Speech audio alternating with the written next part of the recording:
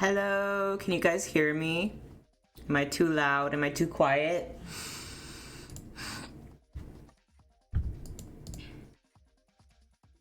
Also, thank you for the raid. Oh, sweet, sweet, sweet. Okay. Awesome, awesome. Everyone's talking about your fart because you did an iconic fart.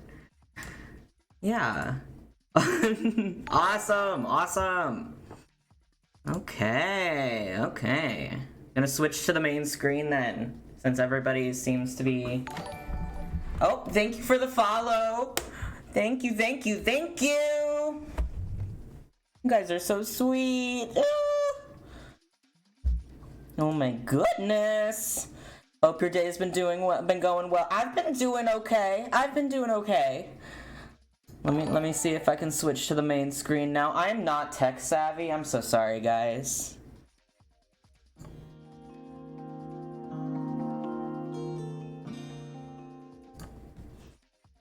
Oh. Okay. Thank you for the follow. Oh, thank you guys. Okay, let's see. Let me go through chat really quick. Oh my goodness. There's so many people here. Oh my gosh, I'm so excited. Thank you so much for the raid. Aw, thank you for loving my energy. My intro. Thank you. Oh, you guys are so sweet. Oh my goodness.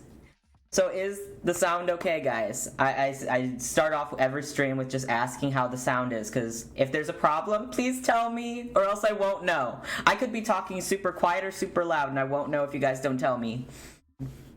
Last stream was super fun. I'm so glad, Clove. I'm so glad. Hello. Oh my gosh, no, it's you guys are so sweet. Oh my goodness. Gender envy voice. My voice.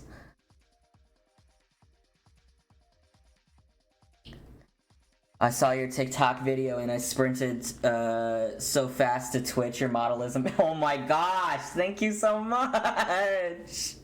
Oh my goodness, thank you. Oh my gosh, you guys are so sweet. Laugh right now and that's not how we know if it's too loud. Oh gosh, I'm new and I love your VTuber model. Oh, thank you guys. You guys are so sweet. I'm so glad so many people were able to see my TikTok. I was terrified that no one would see it, truly. I was like, oh my gosh, okay, I guess I'm just gonna post this. And then suddenly, like, 30 to 40 people at once just commented at the same time, and I was like, oh my god. So proud of you. Thank you so much. Oh my gosh, yeah, I almost hit 5K on Twitter. I'm feeling that way, very much so. I'm literally fruity. You're so true. You're so right. Yeah, TikTok is like random chance. I feel like there's no algorithm, truly. Because I had just like made it. Not like today. Brain scramble for sure. That's how I feel right now. I was like, this is so embarrassing. Before this stream, I was having stress farts for real. I was like, oh my god, everyone's expecting me to be, oh god. But I'm good now. I subbed using your money, Sprout. Aw, thank you. I did give him like $20. Oh, and my laugh. Oh my goodness. You guys are so sweet. Can you go in his room and burp again? No, not yet. He can do that later. Oh, he has like burps and farts for days. Come on. Did I hear that? Yeah, do you not have stress fart? Am I just like out of the loop? Am I just like embarrassing myself on live right now? Yeah, I am. Okay, I have no shame, so it's really not that embarrassing. Does in fact have extremely boopable energy. I am boopable. Aw, thank you. That's so sweet. Thank you for the follow, by the way. Thank you. I switched where chat was just so it's easier to see on the screen from last one. I noticed last chat was like, ooh, what did I join to help? I'm sorry.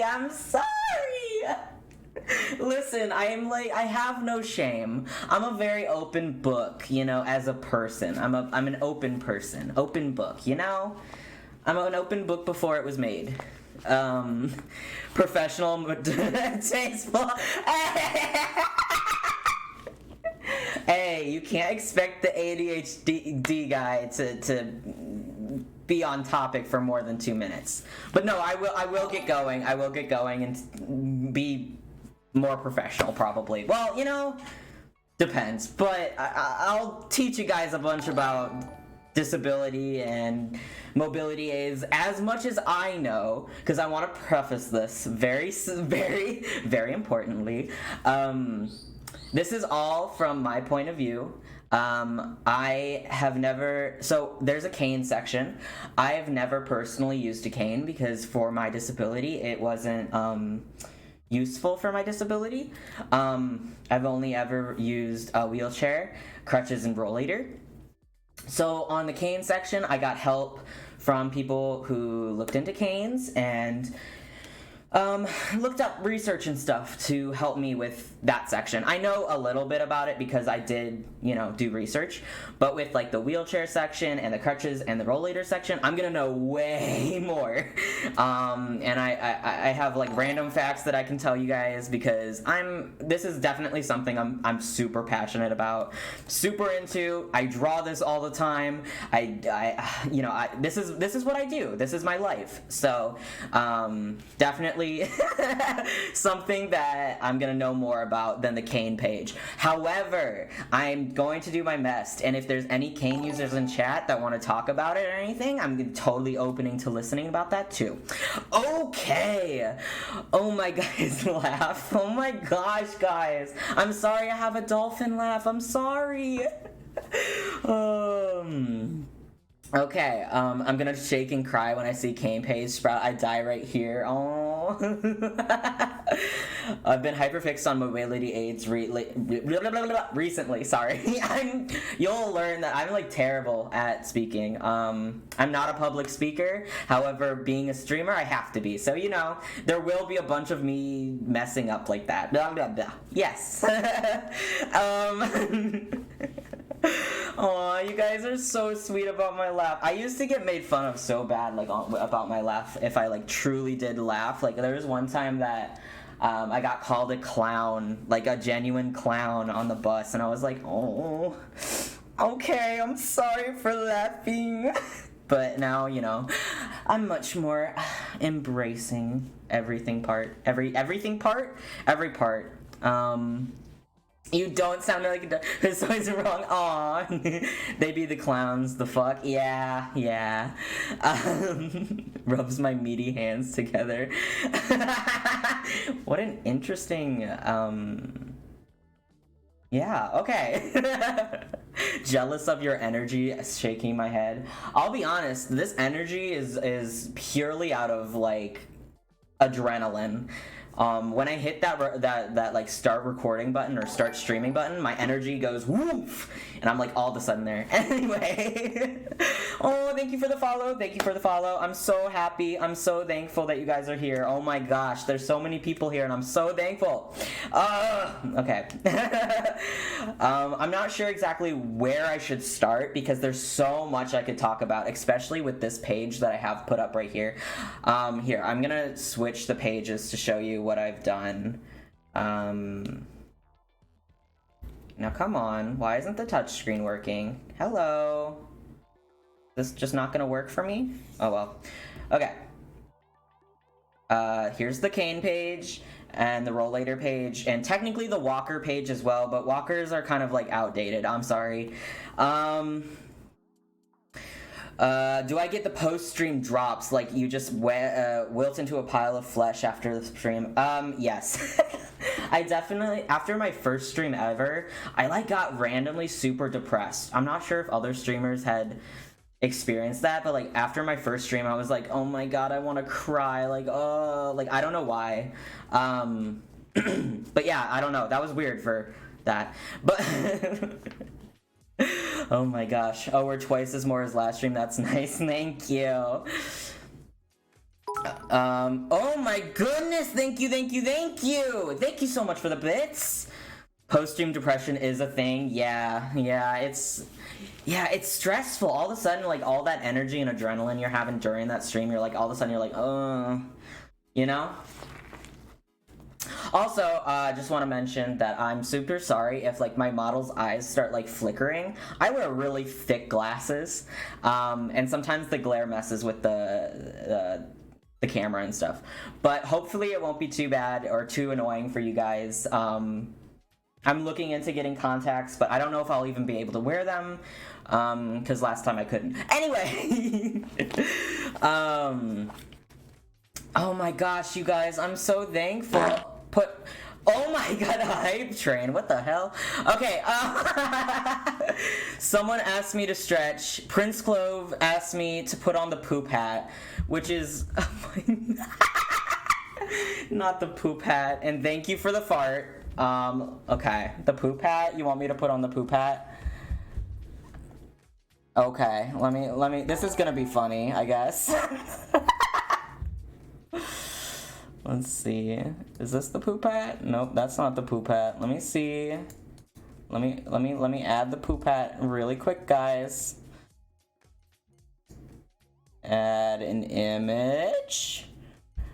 Where's the poop hat? There it is. There it is. And you'll see that I have no tech savviness at all. It covers chat, but you guys got a deal, because you asked for this. You asked for this poop hat, okay? I spent my money on tier 3 sub. Can you give me another 20 for farts? I am not going to give you another 20 for farts. That was your choice, sir. Yes, it's fertilizer. It's my cow hat. Instead of like a dunce cap or, you know, a crown, maybe even a jester's cap. No. I want the poop hat. I want the emoji poop hat. Shardwick. I'm supposed to be seriously like talking about mobility aids here, and instead I put on the poop hat. Okay. I'm gonna take off the poop hat. So I can start this. You're welcome for the poop hat, but also Prince Clove, I'm looking at you. Okay, so this was the cane, or not the cane page, sorry. The Crutches, Rollator, and technically Walker page. However, it's like 3 walkers, so not really Walker page, okay? But then here's the cane page, which let me scooch up for y'all. Thank you so much for the follow. Thank you. Also, thank you for the pat. I just noticed. Thank you. You guys are so sweet. Okay, for some reason... No! Why would you do this? Why would you do this to me? Okay, so yeah, here's the cane page. I'm gonna talk about as much as I can about that. Like I said, I've never used a cane personally, but I've known cane users and how they've helped other people. I've done research, so I'm going to try my best to be able to show you, you know, important aspects of drawing a cane. This wheelchair page, I spent like 20 minutes on it. It was a big deal. Also, I'm gonna burp really quick. Thank you. I'm so glad that you love my mod. Oh my gosh, you guys are so sweet. You guys are so sweet to me. I have to pee. You should go pee. I think you should go pee. Okay. Should I start? It's been like almost 20 minutes of just random talking. Sorry, I keep looking down because I'm like expecting to see, like, I have my setup strange. Burp is delayed until 2023. There you go. Okay. So, I'm not sure where to start, so I'm just gonna randomly start somewhere, because otherwise I'm never gonna start. So I'm gonna be talking about, let's see, should I just start with like my type of wheelchair and what mine is? Because that's this one on the bottom here. So I think that's the one I'm gonna start with. Like important aspects of that one.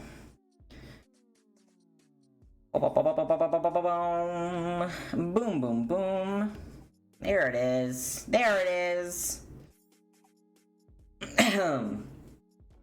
Burp shadow dropped. We need tips on how to turn canes into rifles. Hello? Thank you for the follow. Thank you so much. Okay. So this is the type of wheelchair I use in real life. Not the exact model, obviously, because I didn't take an actual picture of mine. This is not even the brand. Well, actually, is it a Quickie? I think it is a Quickie. Maybe it is.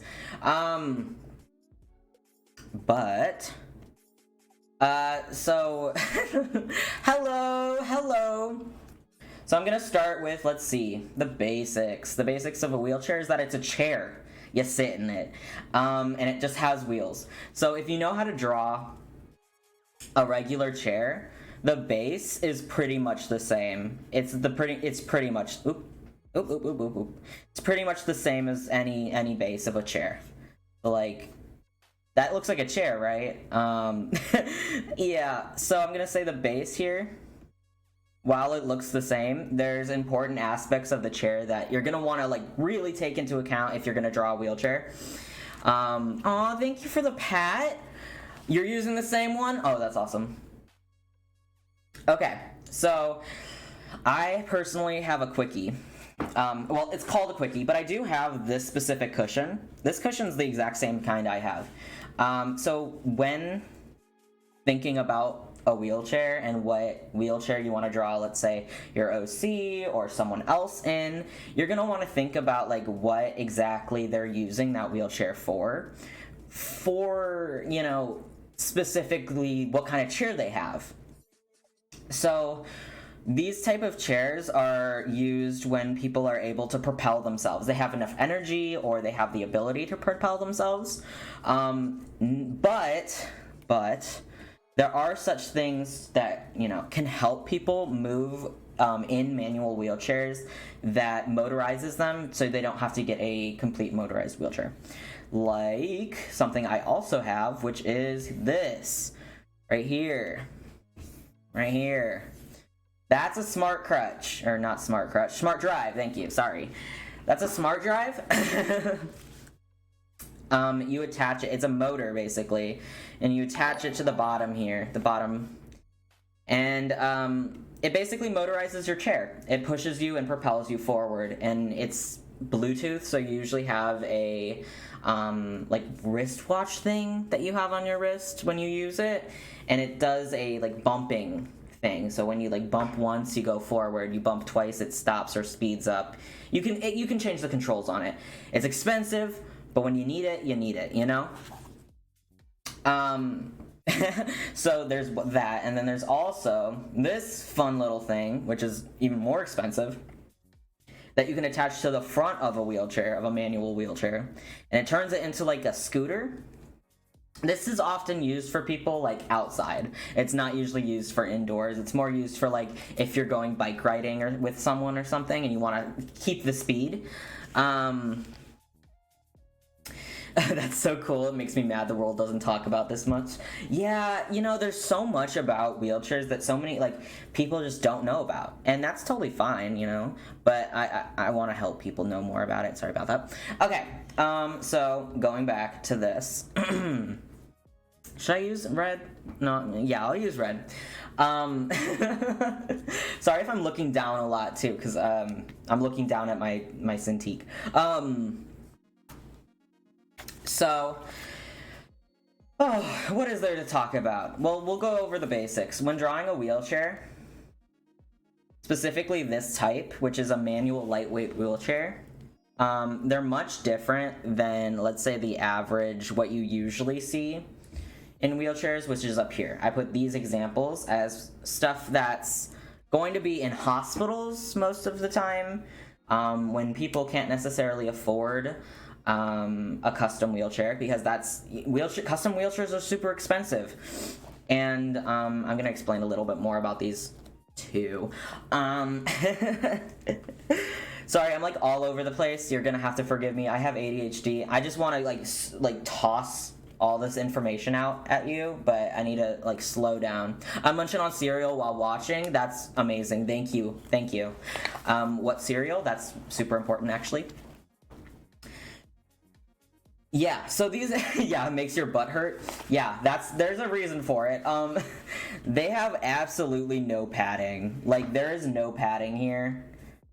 This one right here is actually not necessarily a wheelchair. This is more of a transport chair. The difference of a transport chair, here, I'm gonna rate it. Transport chair. So the difference of a transport chair and a wheelchair is that you can't propel yourself whatsoever with this. As you can see, the wheels are smaller than the wheel here. So basically someone's going to have to push you in this. You can't propel yourself, and unless you take these off and you use your legs, but you know, that's kind of defeating the purpose a little bit. Custom wheelchairs being damaged by airlines is such a huge problem because they never replace them properly. Yeah, they won't even give you any money for the damage cost too. And it's just it's so angering about that the airport's doing that. Let me think. Let me see. I tried using one short-term wheelchairs when I was in Disney World this year as my foot started hurting a lot, and they're hard to move in. Yeah, so there's a reason they're hard to move in. These, I call them just the classic medical wheelchair. I call them a medical wheelchair because I feel like custom wheelchairs and medical wheelchairs are two different things, personally. The reason these are so hard to, move in is because of several things. First, this backrest here, if you can tell, like this backrest, it does terrible things to your shoulders. It purposely hurts your shoulders. You're not supposed to technically propel yourself in these because your shoulders are supposed to go back and in a more natural motion, but this stops your shoulder from being able to go back here. So that's one major reason why it's really hard to push yourself in these. Another reason is these sides here. Here, let me use a different color for that one. These sides here, super uncomfortable. Thank you for the follow. Super uncomfortable, these things. They're too high, and they just get in the way, honestly. They're not really usually made for the size of the person, too. Like, usually it's either too small or too big, and you know. Thank you for the pat. I'm getting patted. Thank you. Yes. That's okay. You can hop out and hop back in whenever you want. Don't worry about it. So many good stuff. I'm trying my best. Okay, and then another thing about this wheelchair, too, that kind of sucks. I'm sorry, I'm pretty harsh towards these chairs, because I had to, when I didn't have a custom for a while, I had to use a rental for a while, and it sucked. It hurt, and it made me feel worse. Okay, so another reason why these specific, I'm gonna put medical chair here. Medical chair. Why these suck too is that these wheels are directly like vertical, which is not something you actually want in a wheelchair that's used for mobility and self-propelling.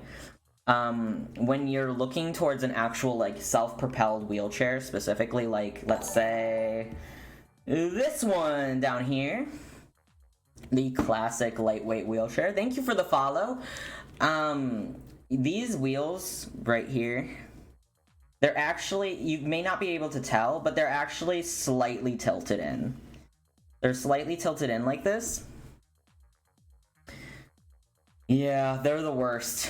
So, okay, so these are slightly tilted in, and it's to help you turn better, and it's less work to propel yourself forward and backwards. Crutches and elderly children who push them more often than self-propelled. Yeah, usually I feel like the people who use them more long-term are definitely people that like more often than not get pushed. Or they can't afford or insurance won't cover a wheelchair for them. So yeah, so these wheels are slightly tilted. For some reason, my Cintiq is being a little weird, so I have to do this. Okay. So that's another part of why this chair really does suck, because they're just straight up vertical. It just sucks. There's so much to say about how much I hate this type of wheelchair, and especially that, like, this is when you see art of people in wheelchairs. Thank you for the follow. That's so sweet. When you see art of people in wheelchairs, a lot of the times you'll... Oop, that was my elbow. Ow! Oftentimes, able-bodied people will, look up wheelchair. And this is the first wheelchair that you'll see, or this one. And they're, the cheapest wheelchair out there. That's usually the wheelchair you'll find at, like, hospitals or ERs or, like, immediate care centers. Because they're the cheapest, and you can buy them in bulk and stuff. Wheelchairs shouldn't be so expensive. I agree. I think especially in the US, our medical care system really fucks disabled people over. And, are you okay? I'm okay, I promise. I don't feel it that much, to be honest. I saw a wheelchair that can climb stairs the other day. I saw that too, and that would probably be like $500,000. Like, while I can see the sentiment and how cool that technology is, I think a lot of people should rather be focusing on making accessible ramps everywhere instead of chairs, like putting it on the responsibility of the disabled person instead of the community. You know what I mean? Like, I feel like focusing on putting accessible ramps everywhere, like, there's been so many times when, like, I go to somewhere that explicitly said it was accessible and I couldn't get up the ramp because it was too steep or it was too long or whatever, like it was too narrow or something, or they had stuff on the ramp. Like, I think that's way more important personally than super expensive gadgets that only maybe the 1% could get, Do you get any government financial help to get one? So, my chair was covered by insurance. The medical system, and my insurance company said, yes, I need one. This is, this is, if I don't have one, I'll die. That's basically the gist of it. So they covered it, and they covered the smart drive as well, because at the time I couldn't propel myself, and sometimes I still can't propel myself because of either hand weakness, arm weakness, generalized fatigue, pain, stuff like that. Yeah, they need to make ramps more accessible. Hydrate. Okay, I'll hydrate.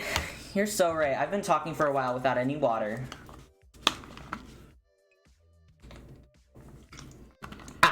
Thank you. Thank you for the reminder. Also, thank you for the follow. I think I said that, but I can't remember. Okay, let's get back to it. I kind of just jumped right into stream, so I'm sorry, but there's so much to talk about, And I hope that I can make it as interesting as possible, because I have stories. Okay, so another reason why these medical chairs also suck is because these foot plates are often, like, just way too wide, and they don't fit properly, or they're just not fitted to your leg. They're a generalized wheelchair that anyone could get technically. So these wheelchairs, while very beneficial to people that can't afford them or need them in medical settings and stuff, they're not going to help long-term for wheelchair users that need to use them regularly, day-to-day, every day, It's not going to be helpful. It's going to be helpful if you're in the hospital, basically. Yeah, the number of places right before and right after the ramp is genuinely ridiculous. Like, they'll claim to be accessible, and then you'll see, like, right in front of the front door, there's, like, one step in, and it could be, like, an inch, or it could be, like, a fucking foot tall, and you're like, this isn't accessible, and they're like, oh, you have to go around the back entrance, which is, like, 20 more minutes to get all the way back, and then when you get there, it's closed, or it's not, like, open, it's, like, locked, and it's like, okay, what was the point of that? Or you have to go through the entire place just to get to the front, and then they get angry at you. Like, what was that all about? Okay, but yeah, it's ridiculous. Yeah, the ramps, so Here's a little story time that I'll put this on hold really quick to give you guys a little story time of like inaccessibility in colleges. So I got accepted to a really good art college. It was one of the top like 15 art colleges in the US. And when I got there, you know, they claimed that they would do everything they could to support me in my like accessibility with classes, with getting to classes, with my dorm room, with, you know, all of this. And then, you know, I got accommodations from the disability office, and my first accommodation was moving in 2 weeks early. So I could get used to that, get used to the area, get used to my dorm, which was an accessible room dorm. However, I had to share it with an able-bodied guy, which was really disappointing. But so they claimed everything was accessible, and then the first day, which was orientation, the orientation like assembly type thing was placed in a pit. A concrete pit that had like two flights of stairs down. There was absolutely no ramp. Food and water was down there. Everyone was down there. Every one of the first class was down there. I was supposed to be down there, but there was no way I could get down because there was no ramp. So that was like the first red flag, was that I couldn't get to the orientation. I had no idea what was going on. I had no idea where I was supposed to go. People wouldn't talk to me. People were uncomfortable with talking about, like, oh, I'm sorry, we didn't think about the fact that there's a wheelchair user that's going to be in orientation, because, you know, they don't think about that. I was the only wheelchair user at the college at the time. Stretch! Oh, also, thank you for the follow. Nooms. Thank you. Oh, good stretch. But yeah, so that was like the first red flag, and I couldn't get down to the orientation room. And then when it was connected to a museum, an art museum, and we had an assembly in the art museum, and they wouldn't let me use the elevator. And I was like, but I need to get out. And they're like, well, that's too bad. And the elevator's not open right now. And I was like, but I can't get down the stairs. And they're like, well, that's too bad. And I had to call the like president of the college. And even after calling the president of the college, they wouldn't let me get in the elevator. So I had to spend about an hour going through the museum to get out a back entrance, which was really inaccessible at the time. Yeah, it was really awful. It was really awful. It was bad. And then sharing a dorm room with an able-bodied person was hell, because he made it inaccessible. You know, there was a shower chair, the kitchenette thing was lower, so a wheelchair user could use it. There was handlebars on some of the walls to help push up, like next to the toilet and stuff like that. You know, basic accessibility for a bathroom or a kitchen or like a bedroom. He put his towels on the handles. He took out like the shower chair multiple times, and I had to like put it back in. Hi, I think this is the first stream I've managed to make. Oh my gosh, I'm sorry, I burped during that. I did not mean to burp. I don't know what's going on, but all I can think about is the bottom left chair, because my cousin got one of those and I used to play with it. Honestly, great. That's cool. I'm just talking about my college experience and like the ableism that comes with like accessibility and non-accessible like areas, and why like accessibility is so important, honestly. Okay, and I'm also talking about specific types of chairs. So I'm super sorry also if I bounce around a lot. I do have ADHD. I'm like all over the place. I'm very hyperactive when it comes to like streaming. I just can't get my brain to think of one thing. Thank you so much for the follow. That was so sweet. You guys are like, I'm getting so many fruit snacks today. Oh my goodness, I'm so happy. You guys are so sweet. Okay, so I'm gonna pause my story right now and continue this, because that was a long story. I'm sorry about that. Okay, so I was talking about this. Okay, let's go back. So this foot plate here, well, it's like elevated, right? And when you see, when you see these types of chairs, right? Usually they're like straight down, or they're like, it depends. That sometimes they are out a little bit, and that's because some people do need their foot plate out, and this is important too. So like you see how this one is a bit out instead of straight forward or straight down. This one's out instead of straight down. It's because this type of leg, God, what's it called? The leg. Your voice makes me smile. I don't know why. Lol. Thank you. You're so sweet. I couldn't have gotten to most of my classes if I'd been using a chair when I was in uni. Yeah. So, okay, what was I talking about? All right, this leg. The elevated legs, usually here, this is used for people that have circulation issues and usually need a bit of like elevation in their legs. Circulation issues, joint issues, hip issues. It helps, you know, you want to be comfortable in your chair, as comfortable as you can be.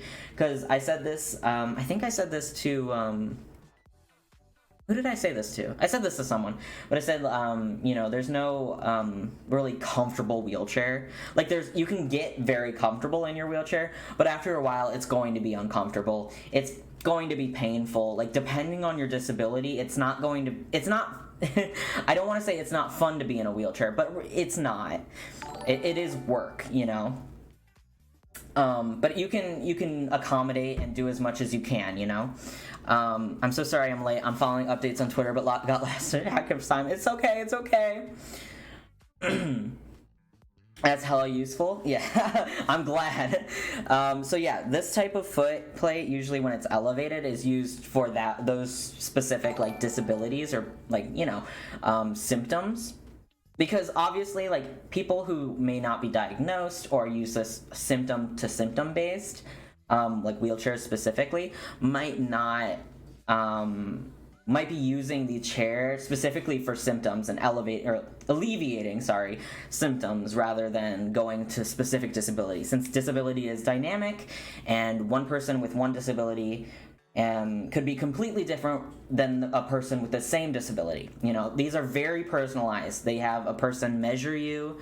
They take your weight, your height, your leg width, your leg height. Like, they go very in depth with making a custom wheelchair for you. Okay, so this is usually, I'm gonna write it down here for joint pain and circulation issues. I'm just gonna say circulation. Sorry, I have shitty handwriting. I just, Okay, so there are differences in these legs. So I'm gonna talk about this type again, because this is the type I know most about since I use it. But I do know about others, you know. Your handwriting is fine. Okay, I hope so. Thank you, Clove. Okay, so usually when you want to draw someone in their chair, you want to think about the knee being like right here.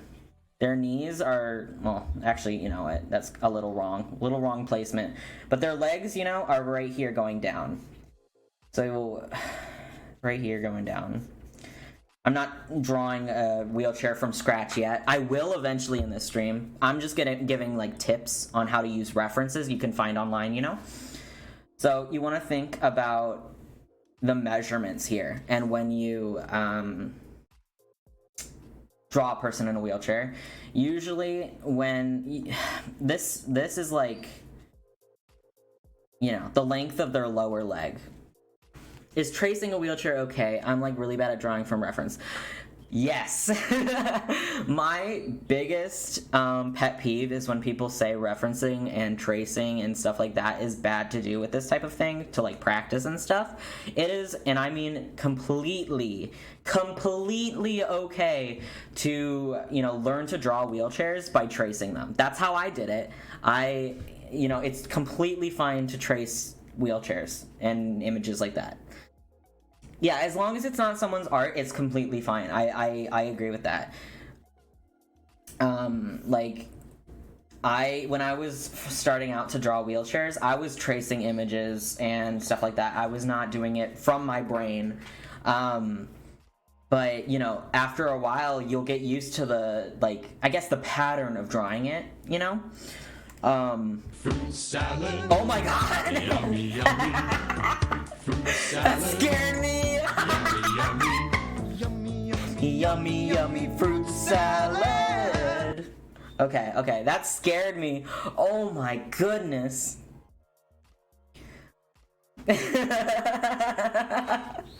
Oh my goodness, my brain stopped there. Thank you so much for the fruit salad song. Okay, let me, what was I saying? Yummy, yummy, yummy, yummy fruit salad. Okay, what was I talking about? Here, wait, let me read chat really quick. I'm chronically ill myself, and I'm an ambulatory wheelchair user. Some places offer to lend out chairs for the elderly and disabled. They're hella uncomfy because of this reason. They're not meant for you specifically. Yes, exactly. They are not custom wheelchairs. They do not, you know, go for your exact body like custom wheelchairs do. Okay, I'm going to talk about also, let me get a different color. These, are very useful. You want to remember that wheelchairs are not going, like custom wheelchairs specifically, you have padding on the bottom because it hurts otherwise. If you don't have padding on a chair, it's gonna hurt. That's why these medical chairs up here are super painful, and it makes your butt and your hips and your back hurt. There's no padding or support for your hips or your back at all. It hurts after a while. Your lower back's gonna hurt, your hips are gonna hurt.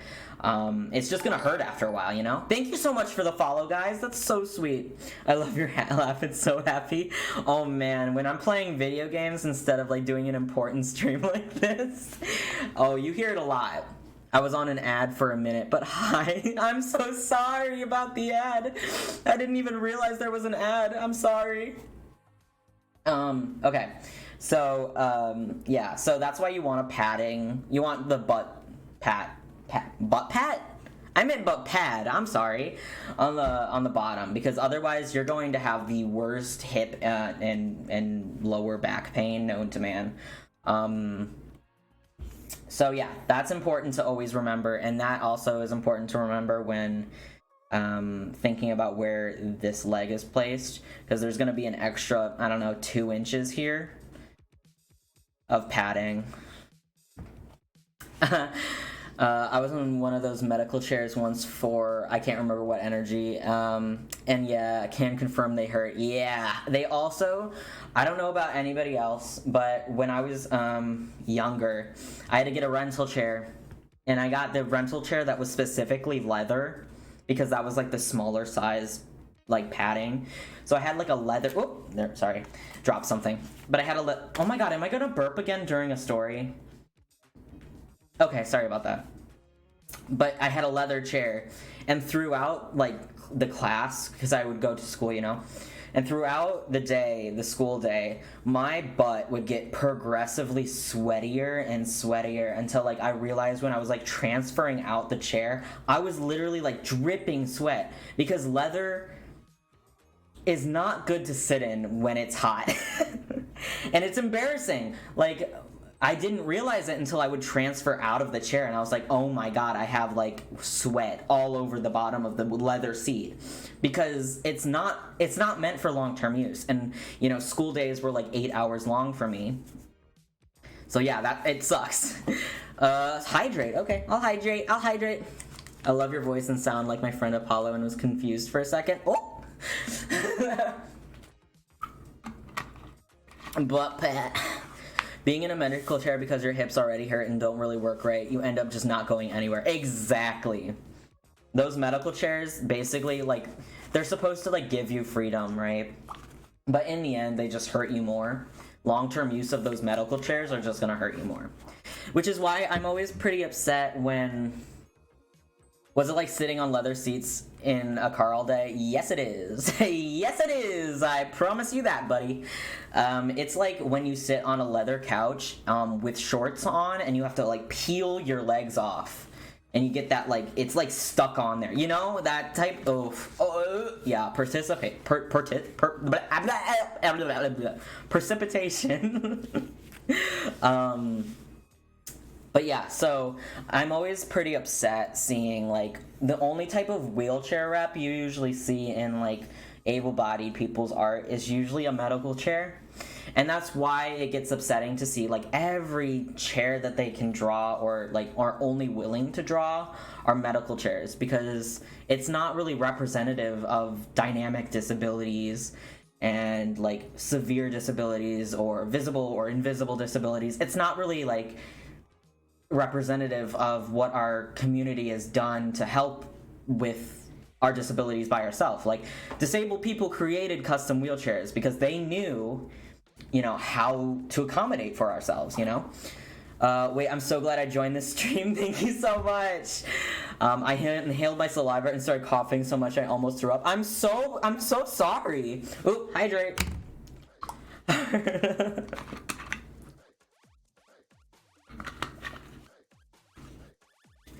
Okay. Okay, so yeah, so I think we've talked enough about why I will say I'm gonna do this. Why like these medical chairs are not the best to draw.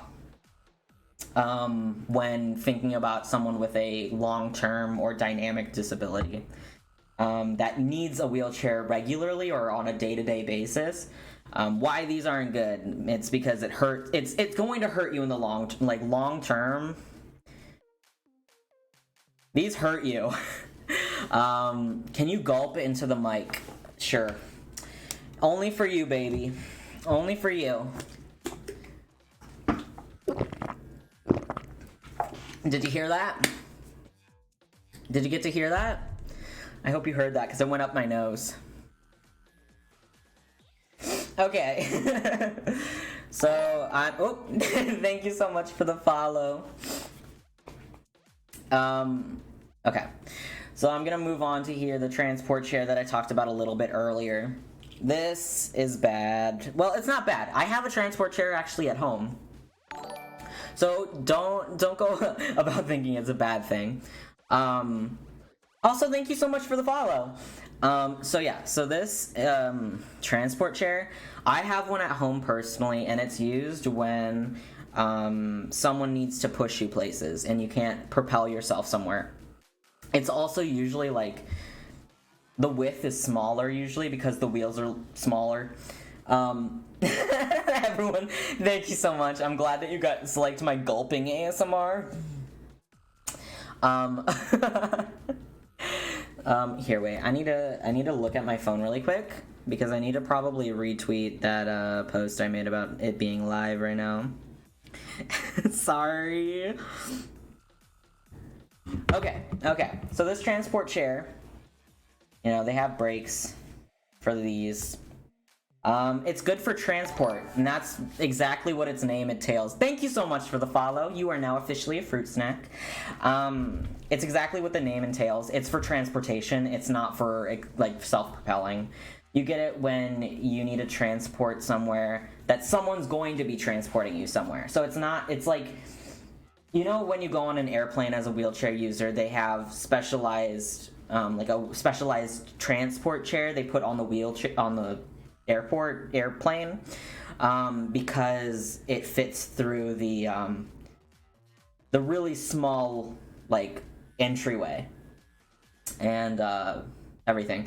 So it's not used for like every day. Usually it's used for transport. Well, it is used every day if you need to transport somewhere every day and someone can transport you every day, since you can't self-propel. It's clipped. Oh gosh. OMG, this is amazing. Thank you so much. Okay, so transport chairs are exactly what their name entails. It is literally a transport chair. This chair, this is a drive chair. I see a lot of people, like on TikTok or on in general social media, get these chairs as like their first wheelchair. It's basically a medical wheelchair with fabric. it's going to do the exact same thing a medical wheelchair does because it's not built for you. This back here is going to hurt your shoulders and your upper back and your middle back. This is too high and it's not it's not helpful. The wheels are already upright, like completely, you know. So it's really it's if you need to transport and you need a wheelchair like right away where you can't wait, this is it's completely fine chair. There is no judgment if you need this kind of chair, especially if you have no money or you can't pay for it. When you need a wheelchair, you need a wheelchair. What else are you gonna do? You know. As a mobility aid user, this is so exciting to see. Thank you. I'm glad that other mobility aid and disabled people are able to see the stream. Okay, so yeah, so essentially this is just a medical wheelchair, part 2. This is basically just a medical wheelchair 2.0 because it has fabric instead of like leather. And it's honestly it's the same reasons. It's not good long term. It's gonna hurt you more than help you. You can technically with these wheelchairs, you can technically like unscrew this and get these things off.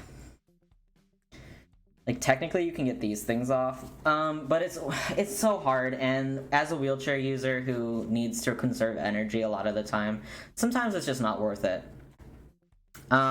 Redeemed hydrate. Yes, I will hydrate again. I'm an able-bodied person, but I still love seeing this. Definitely helps me as a person, as an artist. I'm glad. Yeah, I'm going to help draw one eventually. I'm just giving tips right now.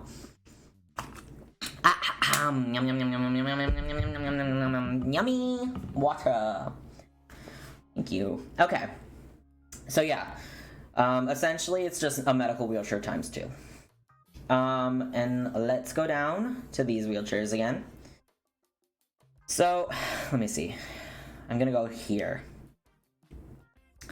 So, when drawing a person a wheelchair that has a custom wheelchair, like lightweight and manual, that they can self-propel, of course, you want to think about what their disability is, where their, like, I don't want to say issues, but like, you know, medical issues may lay, and how they're going to like interact with the chair. And that's going to help you when drawing the person, because in order to draw the chair is so ingrained in the disability. It's so important to get the chair right, you know? Also, thank you so much for the follow, guys. It's so important because, you know, as a wheelchair user myself, my wheelchair is an extension of myself. It's an extension of my disability. It's something that makes me able to move around. It frees me. So it's really important to know like what specific symptoms or pain or where their mobility lacks or is a little less, you know, in their arms or their legs or their, you know, lower body, upper body. That's really important when it comes to custom wheelchairs. And don't choke. No, why are you choking? Oh my goodness, stay safe. Okay, so I say this specifically because there's like some things that you can add on to the custom wheelchair specific for disabilities. So as you can see in this one over here, I'm gonna circle it here and I'm gonna put this one here. And even, you know, this one here, you see how there's none here? There's like nothing here. Your voice is pretty and calming. Aw, I'm so glad. That's so sweet. Thank you. Okay. So you see how these handles are different?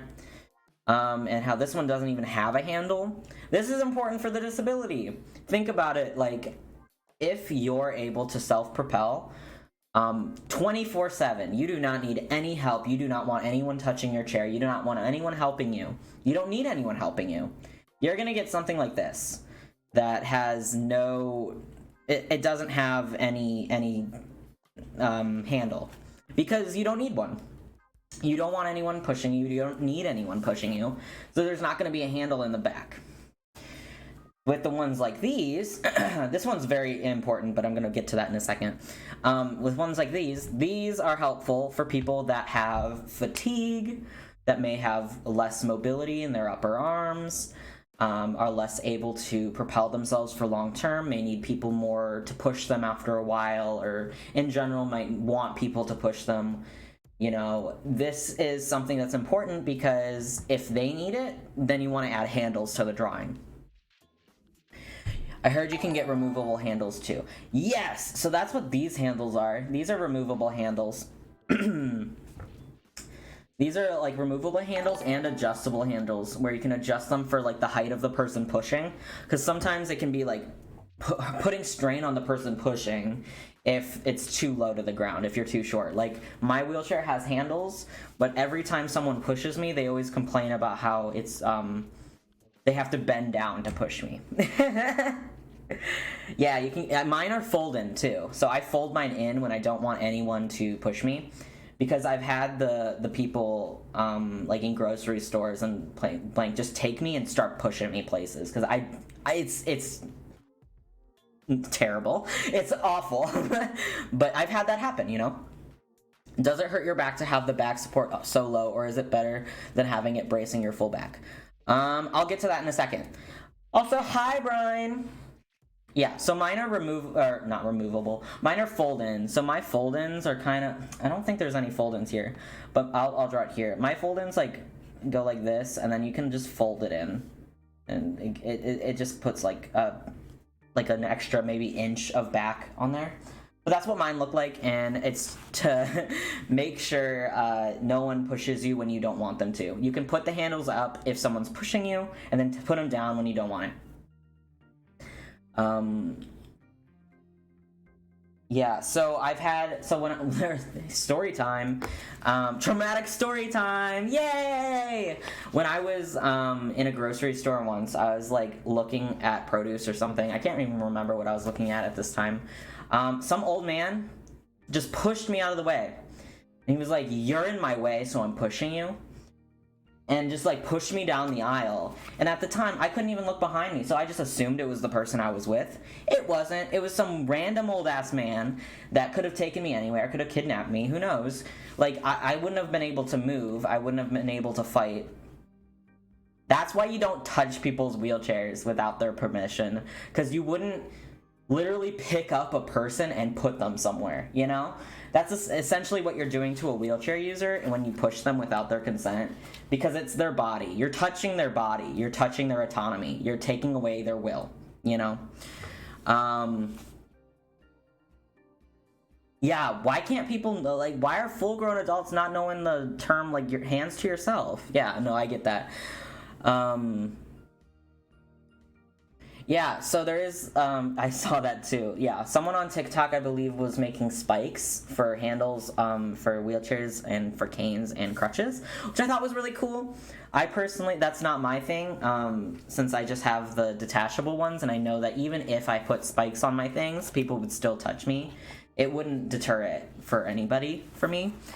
Though I do think it's a very cool concept, and it does work for some people, which is awesome. I'm glad that they do, but it's also sad that they have to, you know?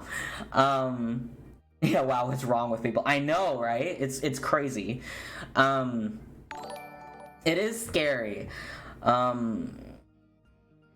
Yeah, they like treat us like we're a shopping cart, or like they treat us as if we're not human. They see us as a chair instead of a person in a chair, which is the problem, you know? It's the ableism that they don't think they have, you know? So yeah, these handles are very different. I have the foldable in handles. These handles, you see these handles more often, like this one. And over here, you see those handles most often in pediatric wheelchairs, so wheelchairs for children, because children are small, and a lot of the time, when you're pushing a kid in a wheelchair, they're gonna be shorter than you know? So you need to, like, raise the attachment for the back. So you see these a lot more in people that are, like, pediatric wheelchairs, or people with certain disabilities that might make them smaller, like dwarfism, or spina bifida. there's so many other disabilities that I can't think of off the top of my head, but things like that, those are the more common disabilities you see those wheelchairs folding handles with, or I mean not folding, extendable handles with. Legally, the chair is an extension of the person's body, but people see it as if the person is an extension of an inanimate object. So true. It's so frustrating.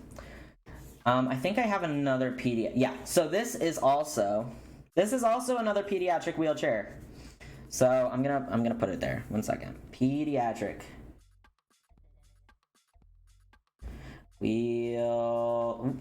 I spelled that wrong. Wheelchair. Okay. So that's a pediatric wheelchair. You can tell by this handle too. And with pediatric wheelchairs, sorry, I'm a little out of breath for no reason, but with pediatric wheelchairs, they definitely have more of a, I wouldn't say stroller vibe, but like with the handle, this is more like a stroller handle for comfort, because this person, or whoever's in this wheelchair, this kid that's in this wheelchair, is probably going to be pushed. It seems also, you know, whoever has this wheelchair might have problems with their head or neck here. Like their disability affects their neck. It looks like it's going to affect their arms, their legs. So it looks, you know, with this specific wheelchair, it's used to confine.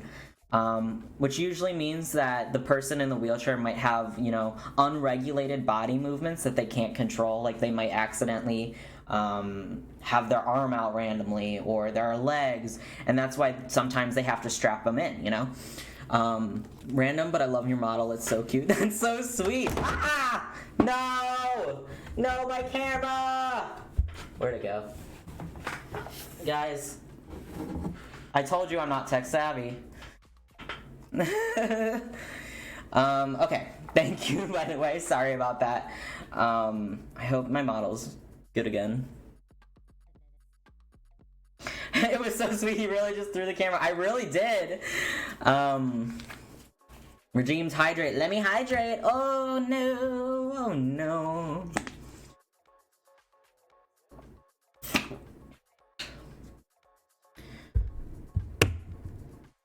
Yeah. So like when I'm in my chair, I think of it as an extension of myself. That's me in my chair. My chair is me. If you touch my chair, you're touching me. If I don't consent to you touching me, get away. I didn't consent, you know.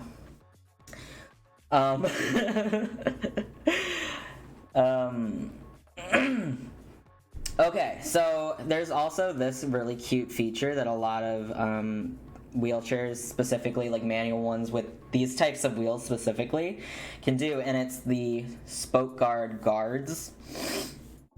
And you can put little designs on them here. I personally, so wait, actually, let me go down.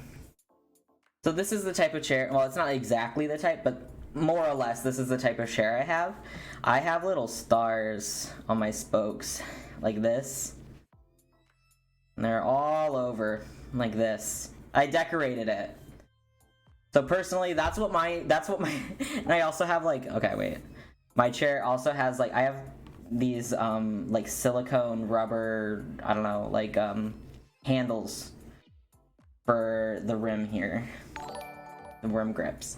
Thank you so much for the follow. Consent is sexy. Consent is the bare minimum. Okay, so yeah, yeah, that was just a little fun, but this is what my wheelchair looks like. So I'm just gonna, Sprout was here. Anyway,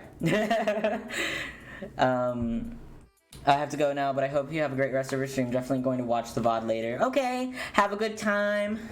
Thank you for coming. I'm so glad. I'm so thankful. That's so pretty. I love stars. Thank you. They're actually rainbow stars too, so because I had to make it as gay as possible.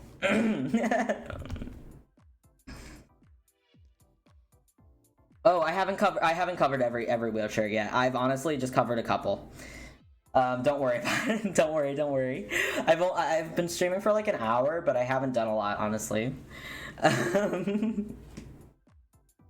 Okay. Yeah, so...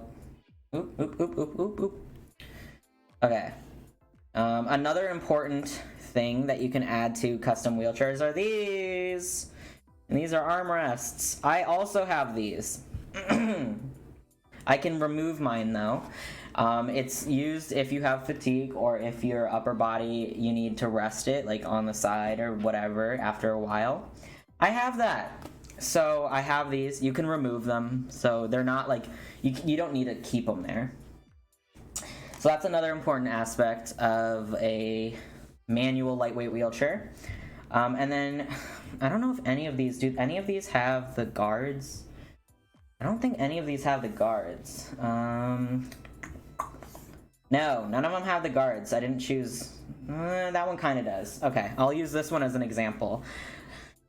So usually they have like these guards here, and if you saw my full model, my model has guards as like kiwi.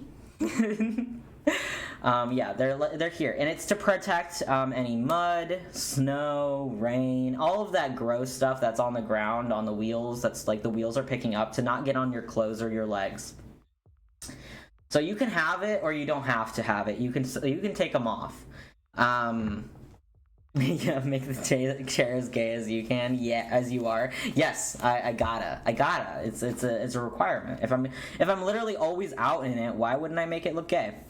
So yeah, so that's an important aspect of chairs as well. Usually, like in the summer, I would say there's not going to be as many need for these things, these guards, as much as there would be in like the springtime or fall or winter, unless you're like it's raining or you're going through somewhere, you know, stuff like that. Cute kiwi, thank you. You guys are so nice. Okay, so I'm gonna move on, because I think I covered a lot of this manual wheelchair, and when I actually draw one. Could there be brakes on a wheelchair? Yes, thank you for the question. I actually needed that. There are brakes on every manual wheelchair. You don't see them here necessarily, but they are. So here's an example. Right here, this is a brake. There's two different kinds of brakes on wheelchairs that I know of. This one, it basically, okay, no, sorry. It basically presses into the wheel to stop it from moving. So it presses in. And then there's another type. I'm seeing if any of these have the other type specifically. It doesn't look like it. And the other type basically is like a clench. It's like it clenches it. Like that. So there's two types of wheelchair brakes, but usually they're like, again, here, let me move this again. They're usually like right here, as you can see. They're right there, those little puppies. And you just usually need to like do a little boink, and they're there. Clamp brake. Thank you. Yeah.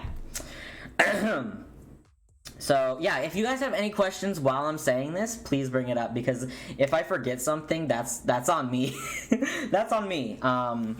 You know, then there's the basics of a wheelchair, obviously. Like, there's two... Oopsies. There's two large wheels and then two small wheels. Oopsies. Why do I keep changing the color? And two small wheels. Like, those are those are the basics of like a wheelchair, right? And there's so many different ways that these can look. Mine don't necessarily look like these. The front wheels. Oopsies. I'm seeing if there's one that looks more like mine, but honestly there isn't, because it's all custom, you know? If I had a picture of my own wheelchair, I'd show you. Which I do. Technically, I could show it on Twitter. Maybe I'll show it after stream. I'll think about it. So yeah, those are some important facts about wheelchairs. Yeah, the back. That's what I forgot. So these wheelchairs, too, the manual lightweight wheelchairs, are usually foldable. So you can fit them in a car, you can easily fold them and just put them in your back seat or something, and then you can unfold it and then get out of the car. So these are supposed to be accessible like that, and usually I would say like the heaviest it would be like 25 pounds to 40 pounds. That's why they're called lightweight wheelchairs, because every other wheelchair that isn't a lightweight wheelchair is heavier than that because it's pure metal, or this material is heavy. Hey, I always wondered, but do your hands hurt if you wheel your wheelchair by yourself? They do. You grow calluses, though. That's why you also can see, like, some wheelchair users use the wheelchair gloves to help them if they can't build the calluses themselves. Or, like me, I have the silicone protector for the rim guards, like this thing.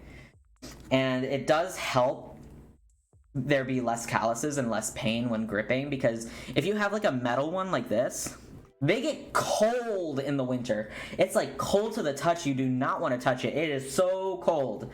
So it hurts. So yeah, they do. And they can often like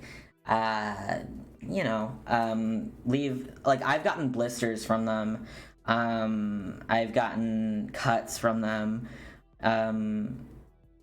I've accidentally gotten my fingers stuck in the spokes because I was dumb and I couldn't feel my finger, so I got it stuck in the spokes and I cracked it and it got like dislocated and then I had to put it back in. Stuff like that, which is unfortunate, but it is, a part of being a wheelchair user and one that self-propels. What else? Gloves are lifesavers. They really are, and so are these silicone things. I really do recommend this, especially if you have like grip weakness. They're specifically for grip weakness because they make your rim grip much thicker. It's about, like, I would say an inch thicker, and it's much better to grip a silicone thing than a metal thing that's slippery and can get wet and stuff. So I really do recommend these if you have any grip weakness. And they also come in different colors. They come in like rainbow colors. You can get them in like any color. Mine are personally yellow. You could get them in, I think, like purple, pink, blue, green. Like, you could get them in a bunch of different colors. Oh my gosh, a party of 7. Thank you, Taffy. Thank you so much, Taffy. Oh my goodness, you guys are so sweet. So yeah, there are like difficulties. Oh, raid. Hi, Taffy. I have a general muscle weakness. All caps. Yeah. So muscle weakness is so hard to deal with when you're a wheelchair user and you self-propel, because you need to have those accommodations. Woohoo, raid! You guys get to learn about wheelchairs. Hi, raiders. You get to learn about mobility aids. Isn't that fun? Actually, I hope it is. I hope I'm making this fun for you guys. If it's not fun, I'm super sorry. But these are tips and tricks on how to draw mobility aids. And oh my goodness, thank you, Windows. And yeah, that's what my stream is about right now. So hello, everybody. Hello, new raiders. Hello. Yeah, so that's what I'm talking about right now. I hope it's pretty epic, actually. I'm usually actually more hyper than this because I'm not playing a game. I am simply trying to help people. Okay, I'm gonna move on now. If anyone has any other questions about wheelchairs, put them in chat. I'll try to read them. If I don't read them, that means I didn't get to read it because I am very out of my brain go whoosh, Okay, so I'm gonna move to this one, and I don't know how many of you have seen this one, but I think this is so cool. These specifically are to go on sand and like dirt and stuff. These, I call them beach wheelchairs. You're making it fun, yay! Sprout, can we kiss? Only you. Hey, yo! So these are to go on the beach, to get in the water if you want, but that's different. Usually you have to ask like a lifeguard station or something if they have beach wheelchairs. Sometimes they do, sometimes they don't. Yeah, it's just like that. These help you go on sand, loose dirt, stuff like that. Otherwise, regular wheelchairs that are like this, too, you're not gonna be able to go through that, like, sand, dirt, grass, any of that. It's extremely hard to. It takes so much effort, so much energy, and at the end of the day, it's just not gonna be worth it because your wheels are gonna be dirty, your spokes are probably gonna be dirty, your clothes are probably gonna be dirty, your hands are gonna get dirty. Like, it's just not worth it at the end of the day. If you don't have these cool things, beach wheelchairs. So if you want to draw some character at the beach that's in a wheelchair, I do recommend getting one of these, or drawing one of these, I mean, because it's much more accurate if you want to be more accurate, because otherwise, I'm not sure how they got there on the beach with them regular wheels. I didn't even know those existed. That's so cool. Thank you. I know, right? Branko whoosh. Yeah, thank you. That's just my that's just how it is all the time. All the time. Do you you do need someone to push you on those, right? Like you can move. Yeah. No, you need someone to push you on with these. Either way though, even if you were in a regular wheelchair and you were trying to get through like grass or sand or whatever, yeah, you'd need someone to push you anyway, because it's way too hard. The resistance and everything, it's way too hard. That's why these wheels are so freaking big. These big chunky boys. These big chunky boys. Oopsies. Okay, I did that wrong. You know what I mean. These big chunky boys of wheels. That's why they're so big, because it's much easier to go on like tiny sand particles and like dirt and grass than it is to go with like tiny, really thin wheels. This might be a stupid question, but do you have to rent them or something? Usually. Sadly, usually. It's the same with like, when you go to like an amusement park or a mall and you have to rent a wheelchair, like one of those medical wheelchairs that they have. It's usually the same thing because they don't want them to go walking off, which is kind of ironic if you ask me. Because who is going to walk off with this hunk of a wheel? Like, who do you think is just gonna walk off with that? They're just gonna go to Target with this huge fucking big boy wheel. Yeah, they're the equivalent of monster truck tires. I would agree with that. They're full of secrets. Also, there are no stupid questions, I promise. If you have a question, I would answer it. Like, the only, like, I think the only, like, hashtag dumb question that I could think of, is being like, do you have to be disabled to have a wheelchair? Like, yeah, that's kind of what a wheelchair is for. Like, that, you know what I mean. What's the biggest challenge for you as a wheelchair user? Like, what's your personal struggle? Oh, Lord. I think pain and weakness, muscle weakness, are probably my biggest struggles. I struggle a lot with nerve pain and muscle pain. So when sitting up for long periods of time, I get like excruciating pain in my back and excruciating pain in like my legs. I get excruciating pains in my joints, like that, in my muscles. Like, that's a big issue for me. So a lot of the time I do things as I have things to make me as comfortable as possible. I use braces if I need to. And with my muscle weakness, a lot of my muscle weakness is in my right hand, which is my drawing hand, sadly, and my legs, as well as my core muscles. I have really weak core muscles. So, yeah, I would say that's one of the big reasons why, I use the chair that I do. Oh my goodness, I need to hydrate, and also thank you for giving me a pat, and also I need to stretch. Oh my goodness, you guys are giving me so many things to do.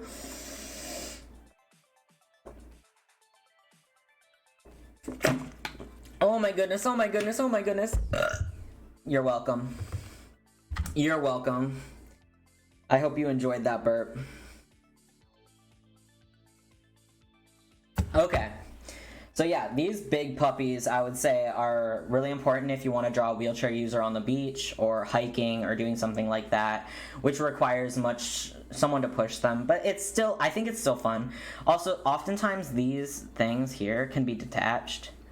like the actual chair itself can be detached, which can then be placed in the water. So you can actually go in the water and have fun at the beach. Like, these are, like, a lot of people think wheelchair users can't have fun in the beach or, like, go into the water or even, like, surf or something. There are so many wheelchair users that surf, that go in the water, they sit in the water.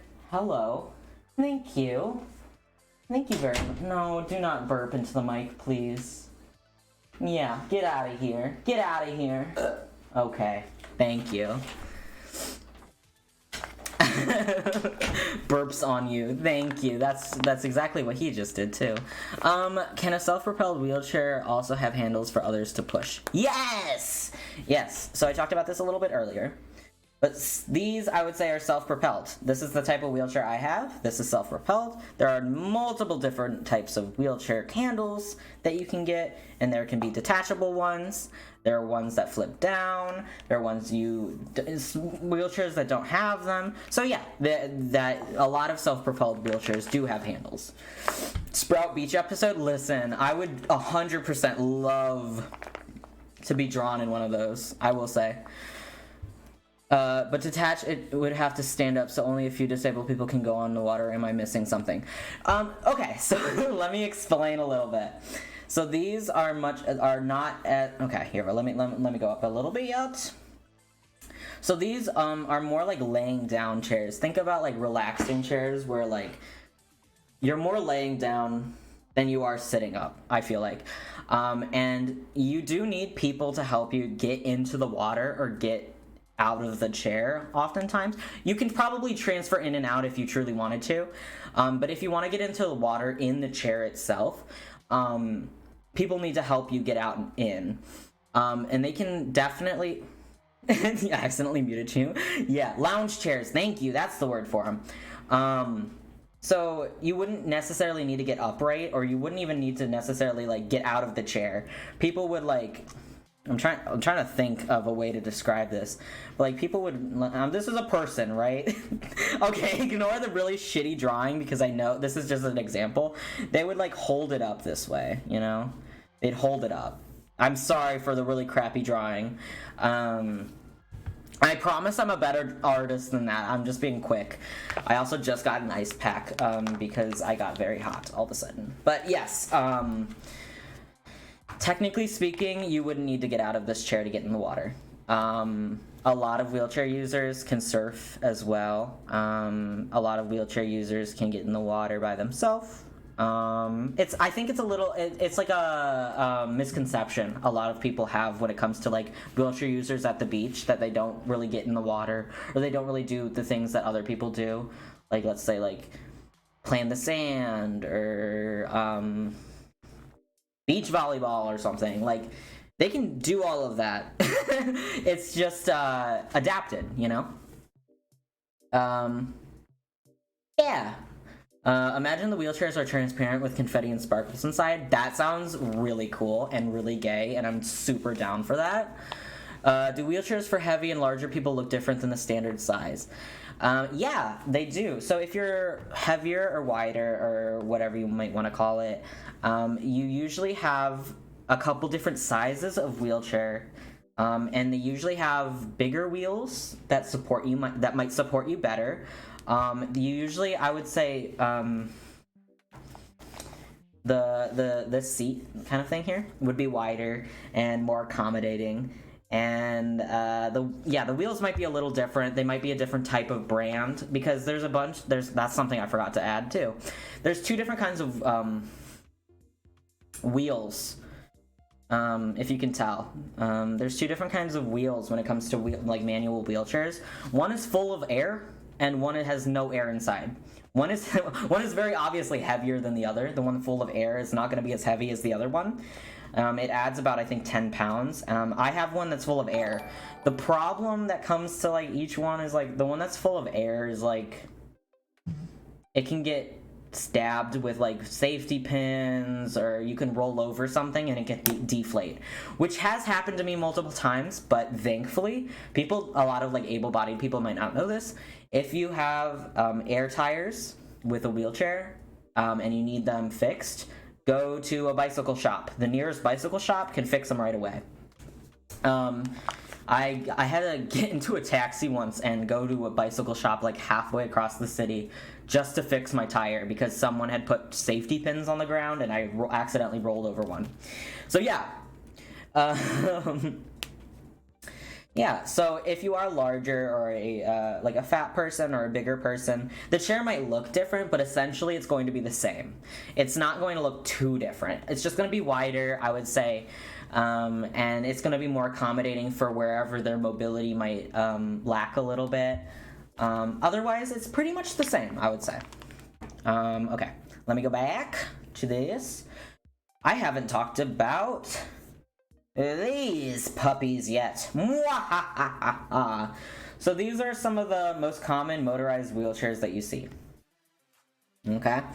Why did I say okay like that? I don't know why I said it like that. Okay. So these are very common. However, extremely expensive. I would say this is probably the most common one you see. Or the most common I've seen. There's a lot about... Hello, it's amazing seeing a disabled VTuber like yourself as one want to be like you, but can't because of just my disability. I can't believe I found some representation. I'm so glad I can represent you or, make you feel less lonely. I want to make you feel less lonely. Redeemed, give Sprout a pat. I'm being pat right now. Thank you. I can feel it on my soft hair. Okay. Back to the motorized wheelchairs. So motorized wheelchairs are often very different when it comes to manual wheelchairs. They have different wheels, obviously. They have more wheels, too, because it's heavier. It's much heavier. Oh, hello! Thank you for the raid! Oh my goodness! You're so sweet! Oh, P-Trade. Oh my gosh, raid. Honestly, very proud of you, Sprout. Thank you. Oh my goodness, hello new raiders and peoples. Hello new viewers and people in chat. The middle one looks so cool, not gonna lie. I hope this isn't disrespectful to say. No, it's not disrespectful. Sorry about that. It's not disrespectful. I welcome people talking about it and making it more normalized. I hate, there's so much stigma with wheelchairs. It's totally fine to talk about them like they're normal, because they are. Okay, thank you so much for the raid, by the way. I know I said that before, but thank you so much. I'm so overwhelmed with happiness right now. For the raiders, I am talking about how to, tips and tricks on how to draw mobility aids. I'm giving some facts about wheelchairs right now. If you want to stick around, if you're an artist or anything that wants to maybe draw a wheelchair user in the future, I've been giving tips for the last hour and a half, and I'm going to be giving tips about crutches and rollators and walkers as well as canes if I have the time. I am disabled, so I have to think about time as well. If I don't get to it this stream, I will get to it next stream or next art stream. Only thing disrespectful is how I'm staring at the cutie Sprout. Oh wow. Wow, that was sweet. I'm blushing. Please tell us when you think our mobility aids are cool. Yes, please. Oh my god. I love when people think they're cool. I love when people like acknowledge them. I know so many kids don't know there's a stigma. So many kids will go up to you and point and be like, I love it. I want to sit in it. It's so cool. And it makes me so happy. It makes me so happy that they think it's just normal, because it is. Yeah, in the end of the day, they're chairs with wheels. Education time! Yes! That's what this stream is! It is for artists, V-artists. It is for people that just want to learn more about mobility aids and wheelchairs and rollators and crutches and stuff. May I ask a question on the best non-motorized wheelchair? So are you talking about manual wheelchairs, like manual lightweight? I see the fan club is growing. You guys are so sweet! Oh my goodness! Thank you so much for the follow. You are officially a fruit snack. What would be a good date idea be if my date was wheelchair bound? Okay, so this is just for anybody. Not shaming you or anything, not even, totally fine. Usually with wheelchair users, we don't specifically like the term wheelchair bound. We like the term like wheelchair user instead, because a lot of the time bound has a connotation of like, oh, our life is terrible, we're stuck in a chair, and it has like a negative connotation. Sometimes we prefer the term like wheelchair user. It's very personal. If someone says wheelchair bound and is a wheelchair user, totally fine. I'm just saying this as like, if you're able-bodied, it's, I don't know, it's more appropriate, I guess, to say wheelchair user. Not shaming you, totally didn't know, and it's totally fine not to know, because, when you don't know, you don't know. It's fine. Okay, so, best date ideas? Oh my goodness.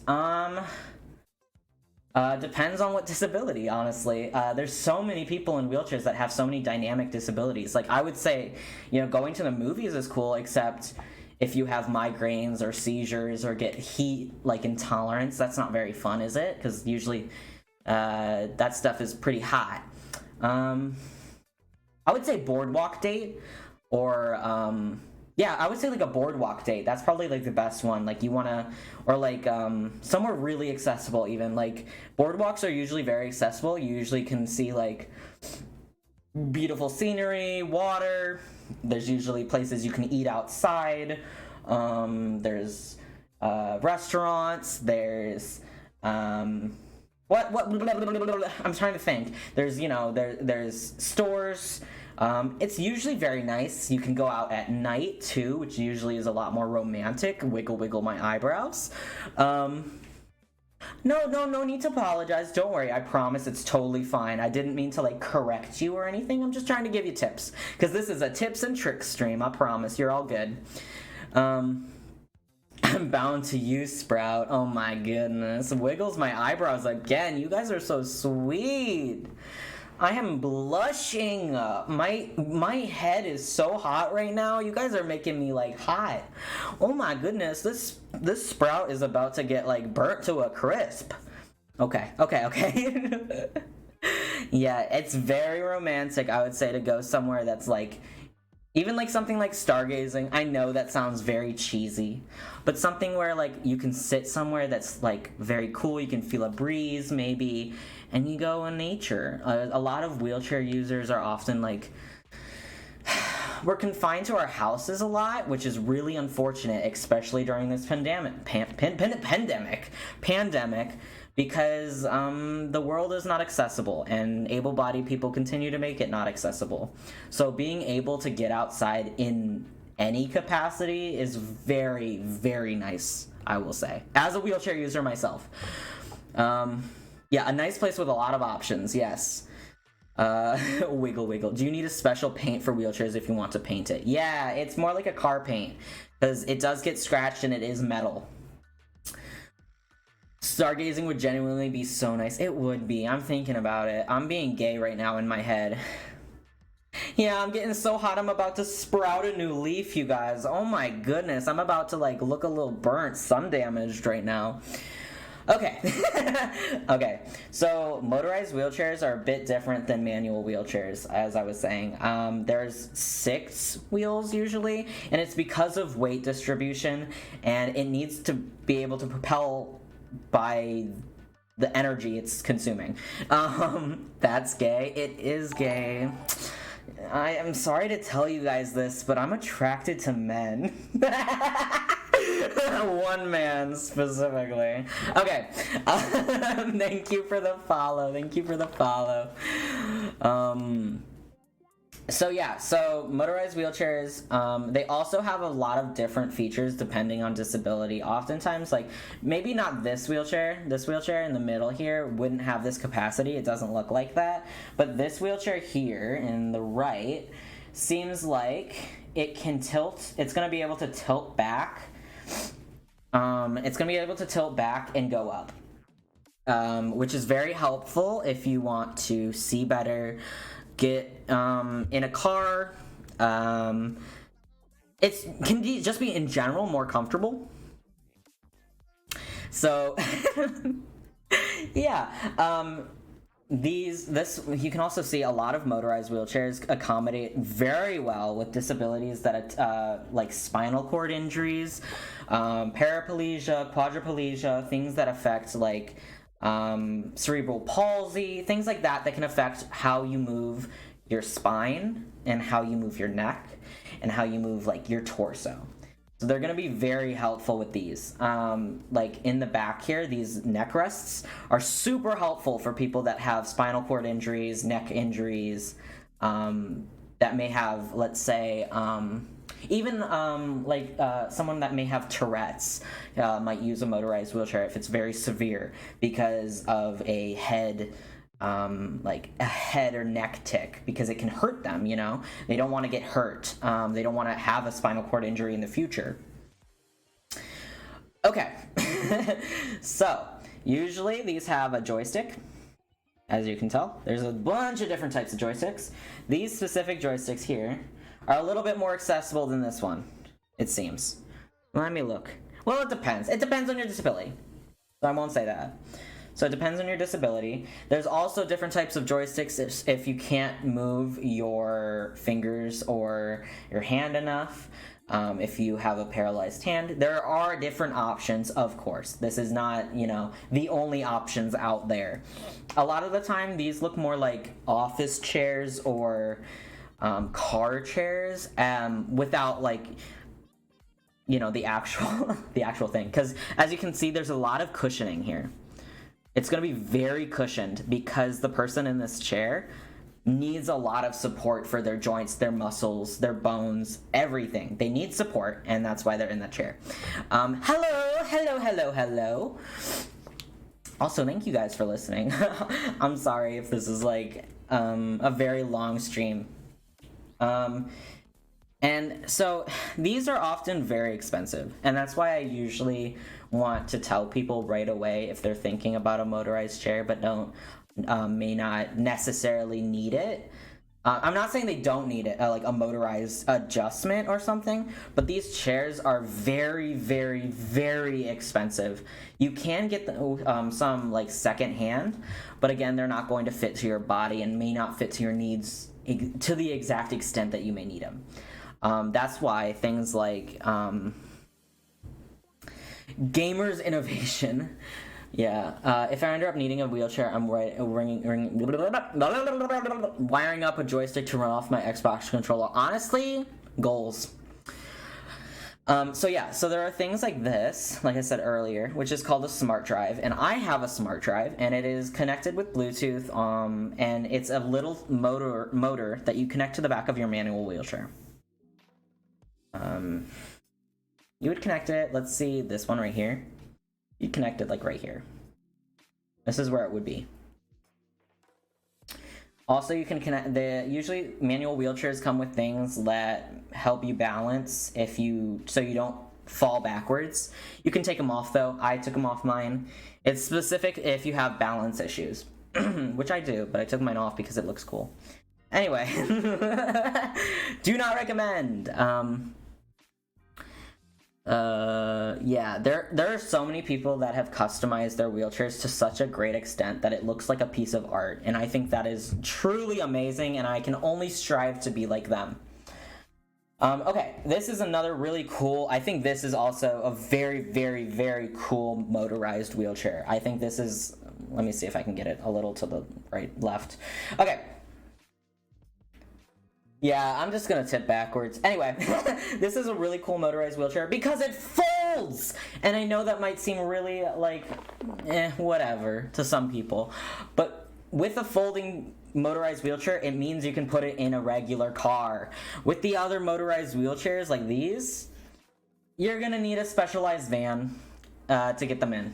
Because they don't fold, and you can't really put them in the back of a car. You can't put them in a trunk, or else they're gonna get damaged, and you need a specialized van. Something like this, however, you can fit in the back of your car. Okay, it's genuinely really cool to me. I'm sorry, it's very cool. Folding wheelchair Pog. You're about 10 away from 5 Twitter. How do you feel? Oh my god! I feel,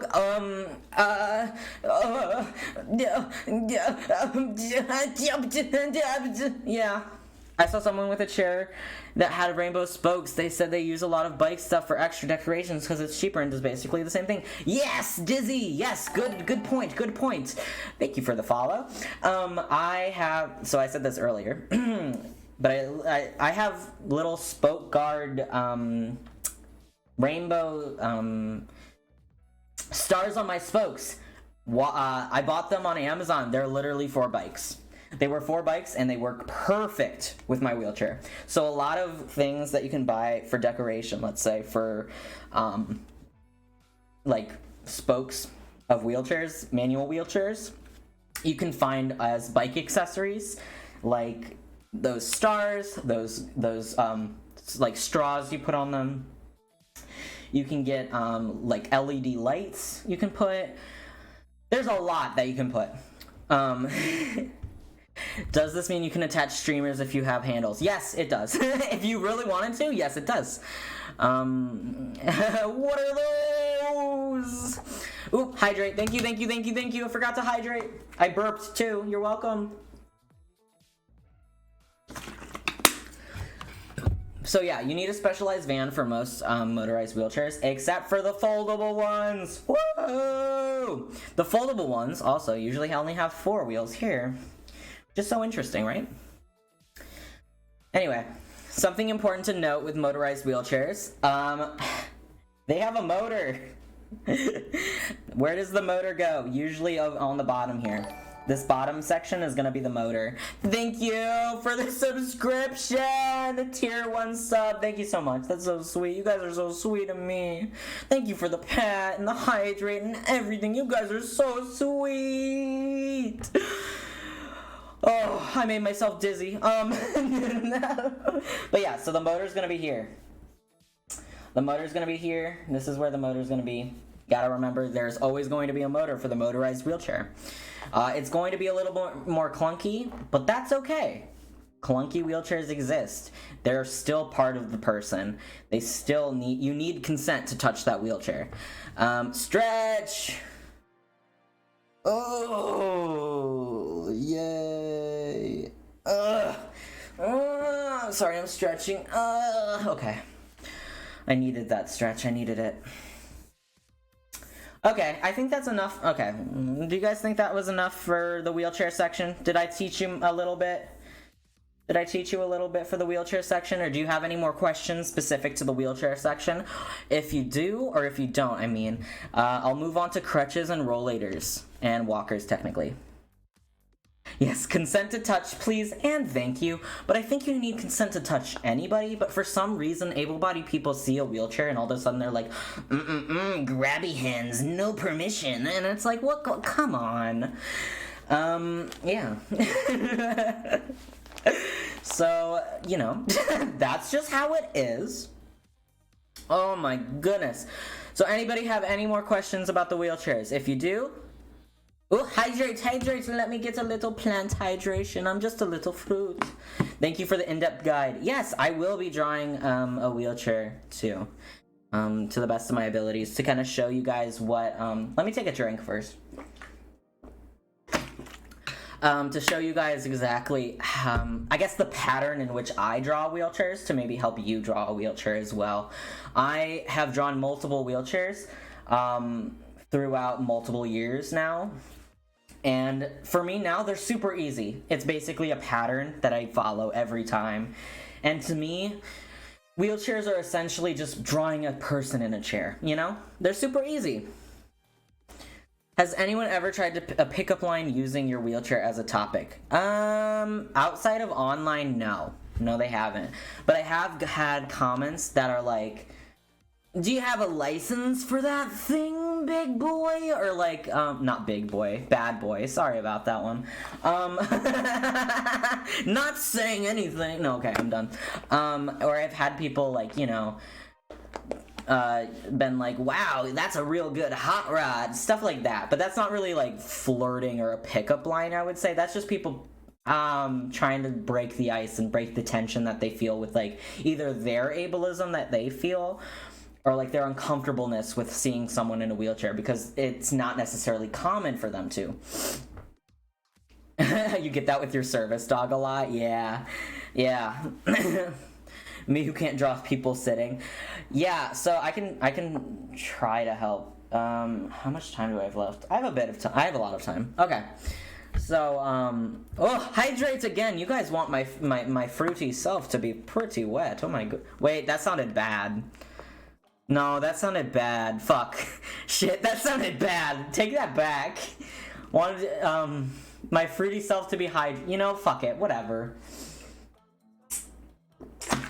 We're going back. We're gonna pretend I didn't say that, okay? We're gonna pretend I didn't say that.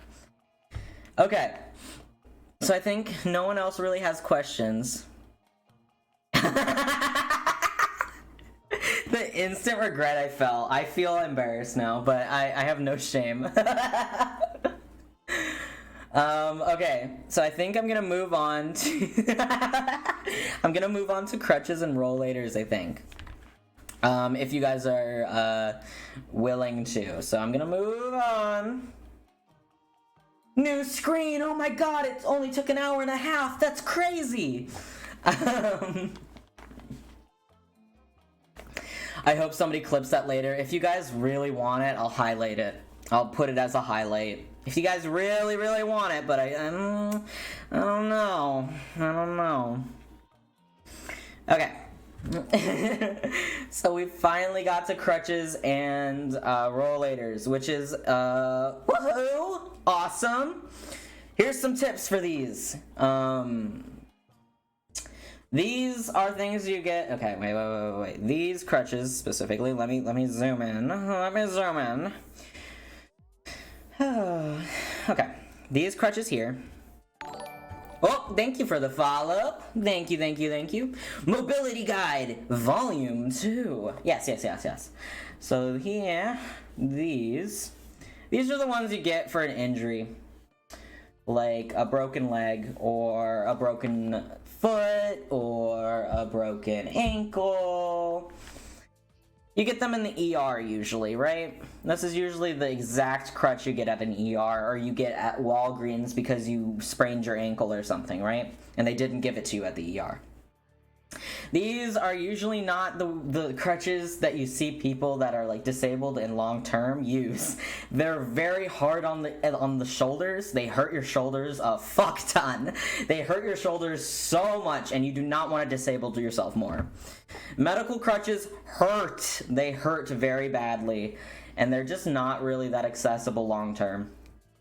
And you'll find that this is kind of a common theme, that the mobility aids, the ER and like doctor offices give you like for an injury and stuff like that, are not really good to use long term.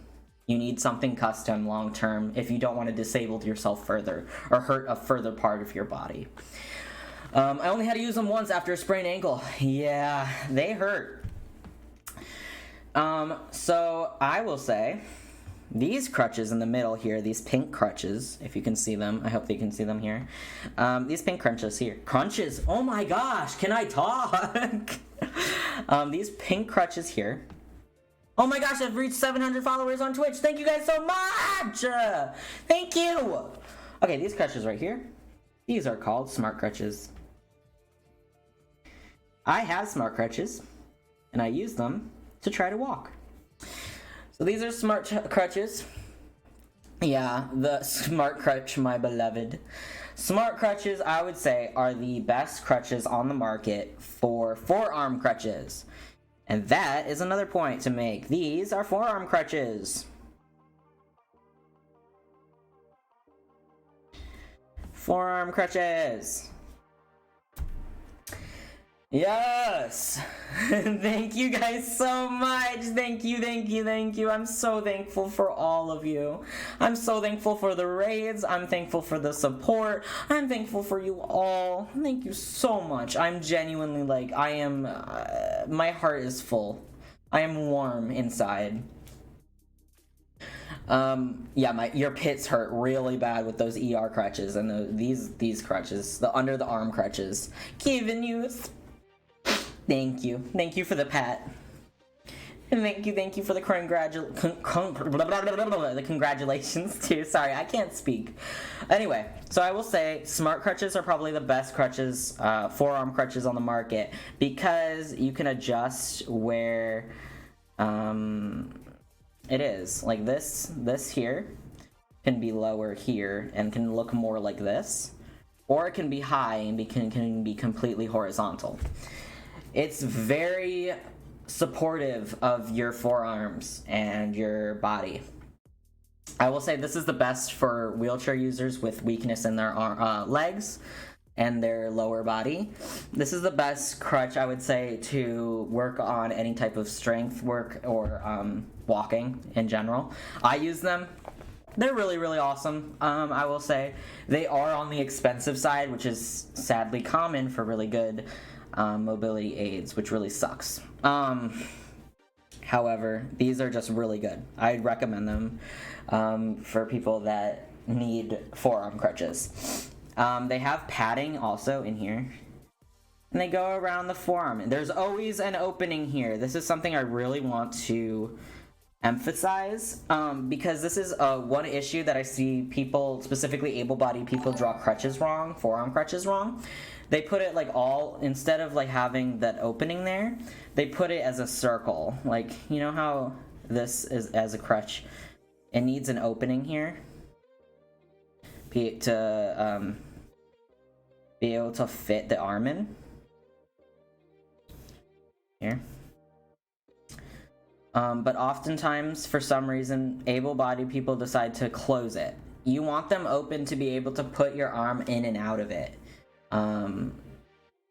So, we are learned in this stream. This is an educational stream of disability and mobility aids, my fellow good sir. I don't know why I said it like that, but you know. Yeah, so you want an opening here. You want an opening. This opening is, you know, like this. Oh, thank you for the follow. Thank you. Okay, so that's something I really wanted to emphasize because that's the biggest mistake I see a lot. And then there's the differences in the bottom. These also to show how they look in different angles. Let me change the color here. These are the best springy bottoms. Springy bottoms. That's what he said. Okay, I'm done. These suck. These are the ones you get at the ER. They get pretty worn down very fast. Oftentimes they're slippery when they get worn down and you can slip very easily. These on the right, however, they don't wear down as fast. They just don't. Yeah, they're just better. They also are much more springy. So when you're like actively walking, they spring. There's like a spring to your step instead. Cyberpunk tech, please. Okay, Calico, that's not that's not a secret. Everybody knows this. Just look at me.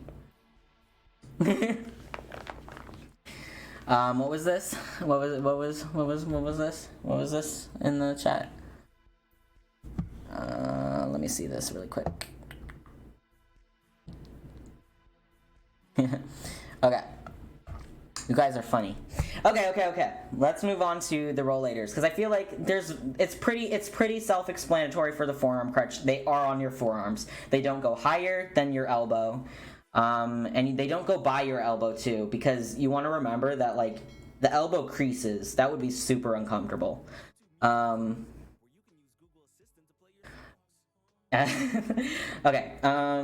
So I feel like they're pretty self-explanatory. You can adjust them. That's something I should add. You can adjust them. They can go higher and they can go lower with these notches here.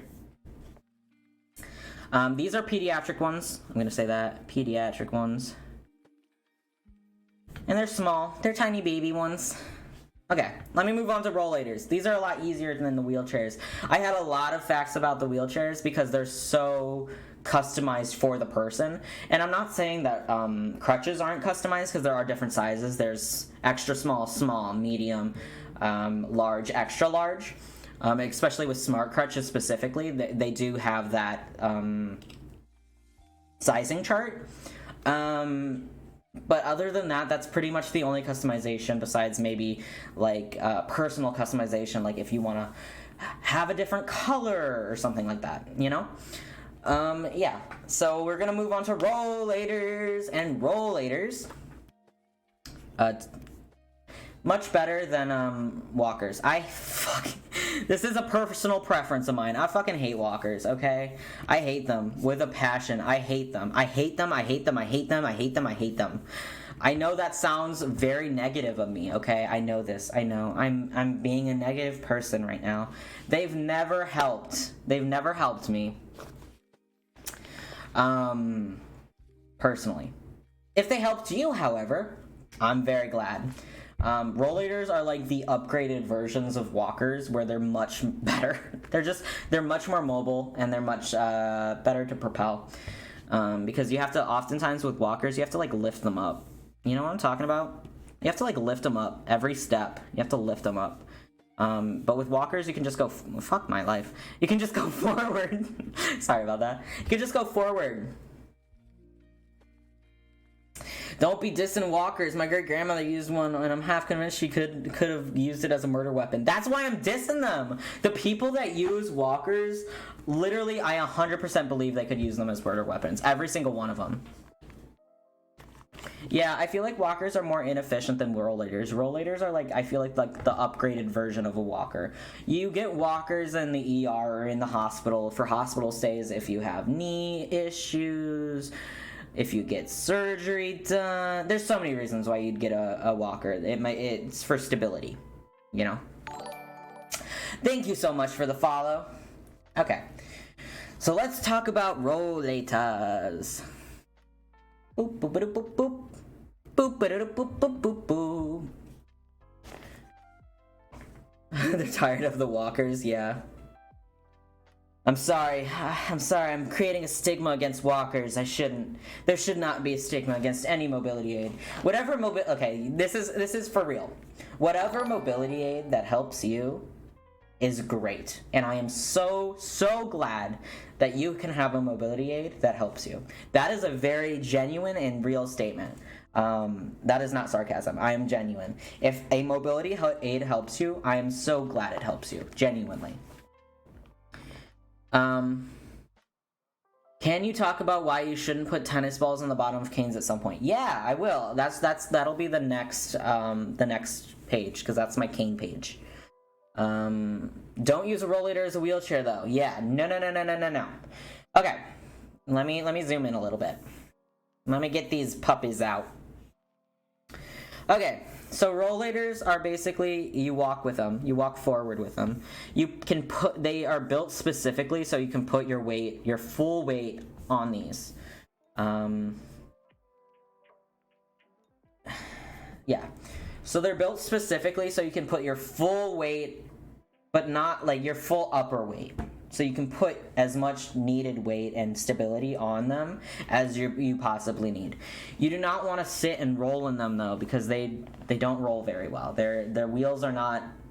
They can go any way.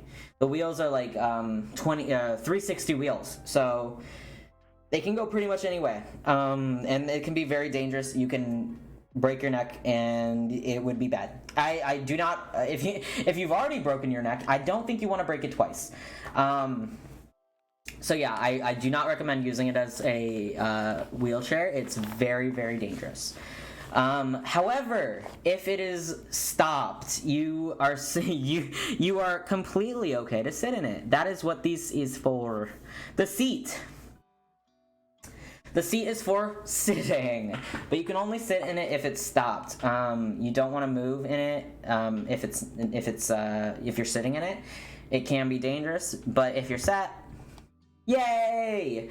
It's used for people with fatigue, people with other dynamic disabilities. It's used mainly to help you, like any mobility aid is. There's often here. Right here, there is usually storage. There's pretty much storage in every rollator. That's another plus of rollators, is they always usually come with storage, whether it's a basket or a little bag that's underneath or in front. Usually comes with storage. You can put your keys, water, anything like that in it usually. Also, thank you so much for the follow. You are now a fruit snack. Sprout just like rollators because there's a middle area to put his massive Hello! Yeah, walkers are good if the person needs to lean forward on, prone to slipping, or if they need to lean forward when walking. Things that you need support for, you know? I have a rollator with me right now, actually, and it's how I got through my door. Because my door is not accessible. It is not wheelchair accessible. It sucks. My house is not wheelchair accessible. That sucks when you're a wheelchair user, and pretty much everyday wheelchair user. It sucks, and I have multiple mobility aids in my house just to get around, like to the bathroom or in my office. So I do actually have a rollator myself, and you don't want to know which type of rollator I have? This exact rollator. I have this exact rollator sitting right behind me right now. This exact one. The Love. This one. I know that sounds funny, but yeah, that's the rollator I have. I don't use it outside of getting into the office really, or getting to the bathroom if the door isn't accessible. I can't fit my wheels through it, and it's the only way I can get through. Does it take more time? Yes. Is it unstable? Yes. But it is helpful. It's super helpful. Especially with people with dynamic disabilities. I would recommend, because I see this a lot talked about with postural orthostatic tachycardia syndrome, I would recommend a rollator to a lot of people that have come into my DMs, because with postural orthostatic, you know, your heart rate goes fast and you need to sit down. If you need to sit down and you're trying to walk, hey, having a chair with you at all times is pretty helpful, right? Nova is a good brand for rollators. They really are. Nova or Drive. Oh, wait, this is not the exact time. This is Drive. Close enough. It looks exactly the same. Yeah, so the Nova brand and the Drive brand, I would say, are the best for rollators, if anyone's wondering about that. But, yeah. So, they're super helpful. Then there's this one. I want to talk about this one really quick. This rollator on the bottom right here. That's a $5 word.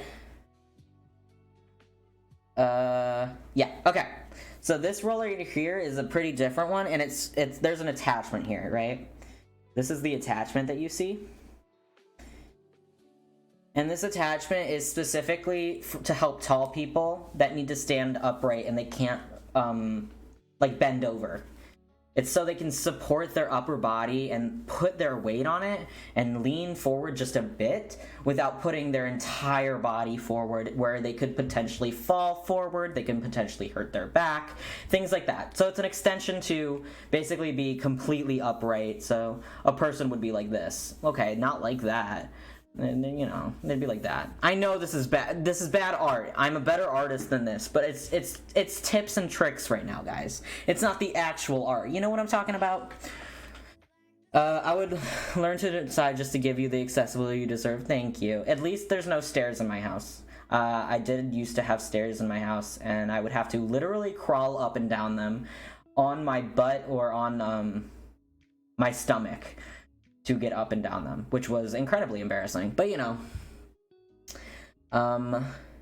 Yes, keep weight in mind. Heavy rollators are usually for people that can push more, and they need the heavier rollators. It's also usually used for people that are heavier. People that are lighter might need a lighter one, and that may not have as much strength would need a lighter one. Yeah. So this is an important one, and then I'm gonna do this one right here. Oopsies. Ignore that.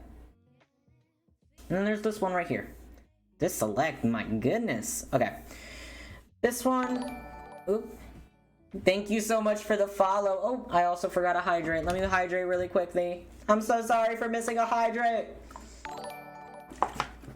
Thank you so much for the follow. That was a burp for you, specifically for you. Okay.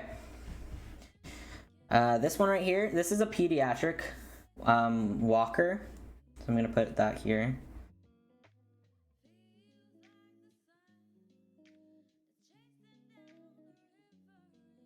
This is a pediatric walker. They're used for babies. They're used for toddlers and very small children with disabilities. Yeah. Oops, stretch. Okay, let me stretch. Ooh! Oh! Yes, rollators can fold. Ugh. Okay, stretched. Rollators can fold. That's why they're really accessible to put in cars. They're really accessible to put in cars. You can put them in small cars too, in the trunks of cars, in the back of cars, in the seat next to you. That's something that's very nice about foldable rollators. So pediatric walkers used for little babies with disabilities to help them learn to walk or help them walk in general with their disability. I think it's cute. That's the entire reason I added it. I thought it was adorable. I thought the idea was just adorable. Hello, Cocoa Puffs. New to the stream, welcome. There's a bunch of new viewers today. Thank you. I think that's it for this section. So I should go to the next page, which is the canes.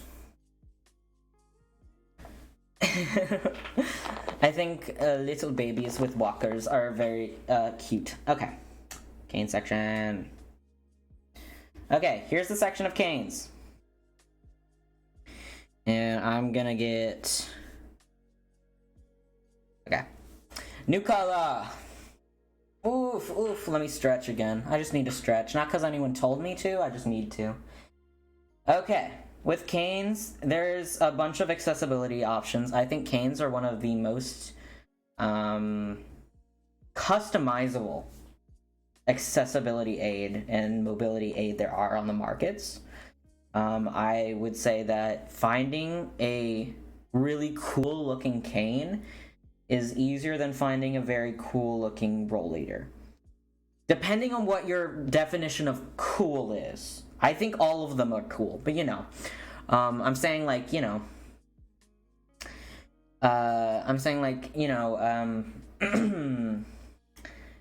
there's like this one cane that I thought was really cool that like literally had LED lights in it. But no one would ever do that with like a rollator or a wheelchair because it would be probably unsafe and not as stable as like steel would be. Not that that's bad for a cane because canes are different types of mobility aids, you know? Your Discord link is expired, by the way. Oh, shoot! It's not expired on my Twitter if you want to check my Twitter. I had made a post earlier today or yesterday, and I retweeted it. You can find the link on my Twitter feed if you want. That one does not expire. Is the pad not working? It's not right now. I'm sorry, guys, but it's in my heart it's working. In my heart, the pad is working, and I'm feeling the pat on my soft hair. Thank you. What are the swingy things for? Define swingy things. Yes, swingy things, I'm not sure what you mean by that. Anyway, yes, I do have a Discord. You can find it on my Twitter @SproutWiki. You can follow it there too. Do you mean the strap? Yeah, this strap, it's so you don't, if you fall or if you stop holding it, it's so you don't lose it. It's okay, don't worry. This type of cane, I would say, is probably like the least accessible because of this. It's called like an umbrella cane, or like, usually people call them umbrella canes. It's, you see them more like from older times. It's inaccessible. It's not as stable as something like this would be, but it's all personal preference for cane users personally, like personal preference. Yeah, so you don't drop it. This is a derby cane. It's just the type of cane, this top here. It's just personal preference of what you find easier and more comfortable to hold and how you hold it. Then this is also kind of a derby cane. It's not wood though, but I'm pretty sure it's called a derby cane. Yes, it's mainly used to drag people off in cartoons. Yes, in like the 60s. Yeah, so yeah, these two are different. This is also like a triangle cane here. It's to help stability and put more weight on the cane. Then there's a difference with the prongs here, the bottom prongs. One prong is not as much stability as something like a four-pronger. A four-pronger will give you much more stability. You'll be able to like lean on that bad boy, and it's much more stable than anything like a one-pronger would be. This is a pretty big four-pronger. Also, thank you for the follow. Thank you so much. You are officially a fruit snack. Yeah, so this one, it's a pretty big one. And then there's a smaller one. I'm not sure if this is a three-prong. It might be a three-pronger or a four-pronger. Four prongs. One prong. And 3/4 prong. Because I'm not sure. There is a 3-prong and there's a 4-prong. They're all for personal preference and what helps you be stable and what can help you walk longer distances. You know, this, I'm not sure. Again, this, to me, these look like 4-prongers, but they could be 3-prongers. It's, again, personal preference for the person that's disabled, and the more prongs, the more stable. Think of it as like putting a walker on the bottom of a of a cane. This, okay, I added these because this is a walking stick. Some people prefer walking sticks over canes because they find it more comfortable. That's also personal preference. I find that it's more common with older men to use walking sticks than canes. Maybe it's a masculinity issue, like a toxic masculinity issue. Maybe it's an ableism issue. I'm not entirely sure. However, if they find it more comfortable, that's totally up to them. I've seen other people just completely want a walking stick instead of a cane because it's just more comfortable to use, which is cool, I think. And then this one over here. Right here. Is a foldable cane. You can find these a lot at like Walmart, Walgreens, Target, CVS. This is the type of cane that you can get at a lot of stores. I would say they're the cheapest type of cane. You can get them probably for around like $20. That doesn't mean that they're bad, by the way. A lot of them can be very good. You just want to watch out for making sure that it's stable. With foldable canes, you need to make sure that it clicks in and that it's stable. Because you don't want it to suddenly collapse on you when you're walking. Again, this is not like to tell people what to get. This is to, you know, help people know how to draw them. So, another important thing about canes, you don't want them too high and you don't want them too low. You get them right at your hip. You do not want to get them too high or too low. You just, you hold them at your hip and find a comfortable place where you can kind of follow your leg as you walk.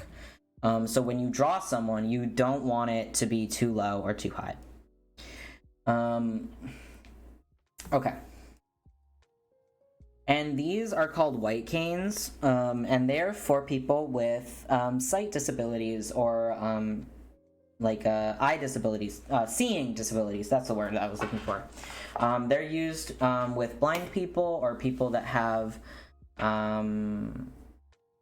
no, it's pretty much blind people and people that have like partial blindness, a sight-related disability. So these are used by putting them also like near your hip, and they swing them in front of them.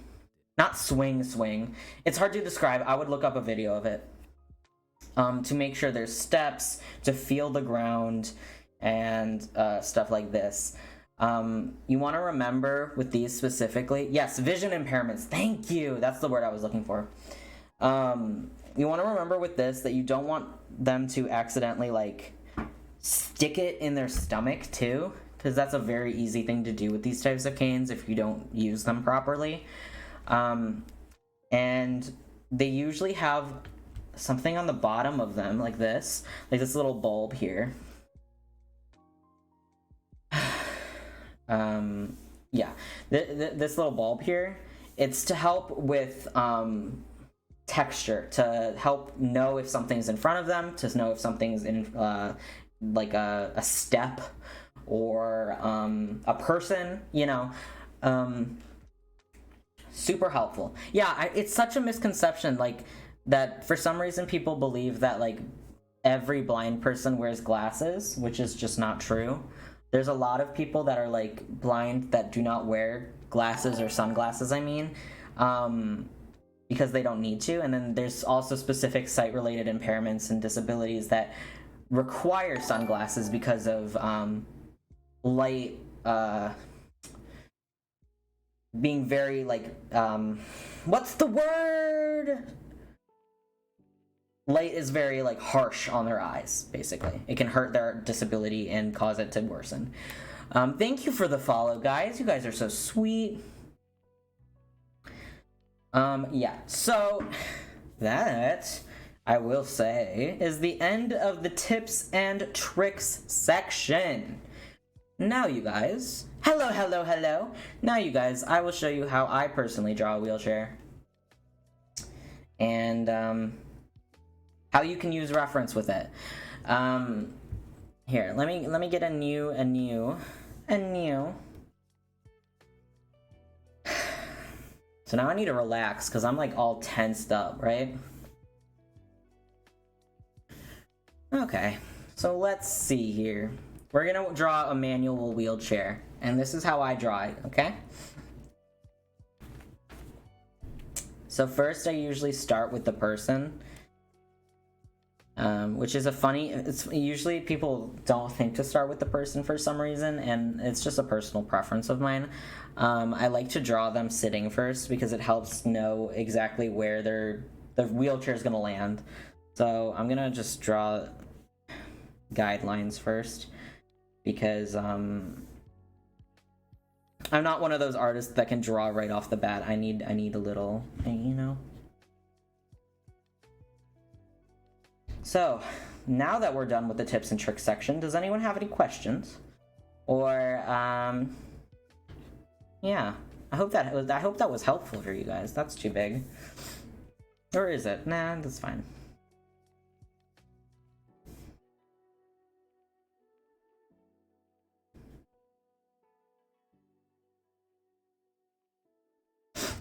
Aw, thank you for the pat. That's so sweet. You guys are so sweet to me. Oh my goodness. Oh my goodness. You're gonna move? No, you're not gonna move on me? Oh my god. Okay, that's fine, that's fine.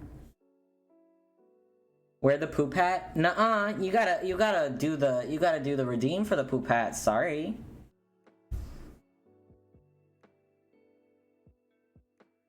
You wanna remember when people sit down too. Usually their hips go out. People have thighs. People have thighs. Yeah, I have a question. Why do I need to sell my soul to get good art skills? That's a good question.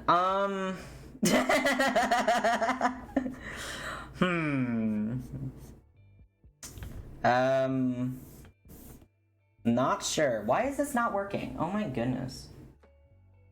Oh, did I draw it on the wrong list? No, I did not. Hello? There we go.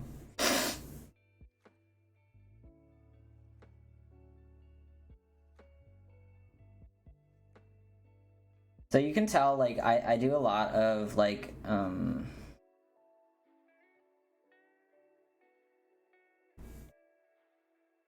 sketching before I actually do a piece, because if I don't do that, then Yeah. I'm 4 points away from the poop hat. Oh, you're so close. Hip size, what are those?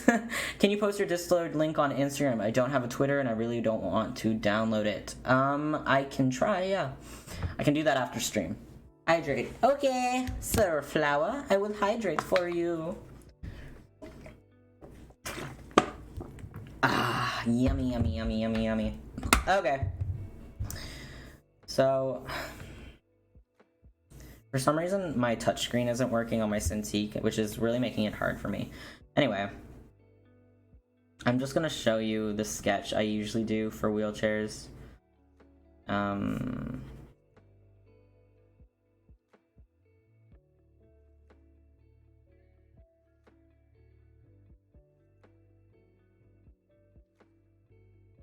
And then I'll do line art. Sorry, I get quiet because I'm like focusing on my art, but I want to talk to you guys. What are some good ways that clothes could be more accessible for those using mobility aids? Let me think. Clasps with pants or like underwear. I find it really hard to pull up underwear sometimes, or like pull up pants. It would be so much easier if you could just like clasp it on, honestly. What else? I like loose fit clothing, but not too loose, you know what I mean? It needs to be loose enough, but not too loose where it's like, getting stuck on like the wheels, you know? Oops, someone texted me. Did someone say poop hat? Did someone say poop hat? I need to put on the poop hat. Oh my god. You're cursing me! Good sir, you're cursing me! Let me put on the poop hat just for you. Just for you.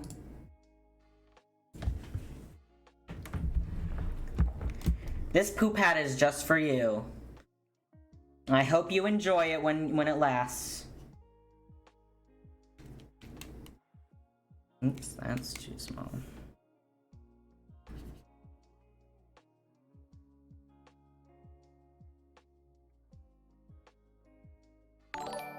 Oh, thank you for the follow. I hope you like the poop hat.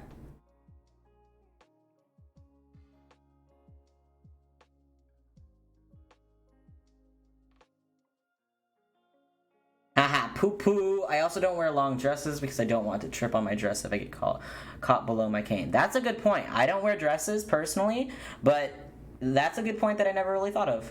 I have a poop hat in real life. I'm so glad. I'm so glad you have a poop hat in real life. I'm just gonna be wearing this poop hat. I'm sorry.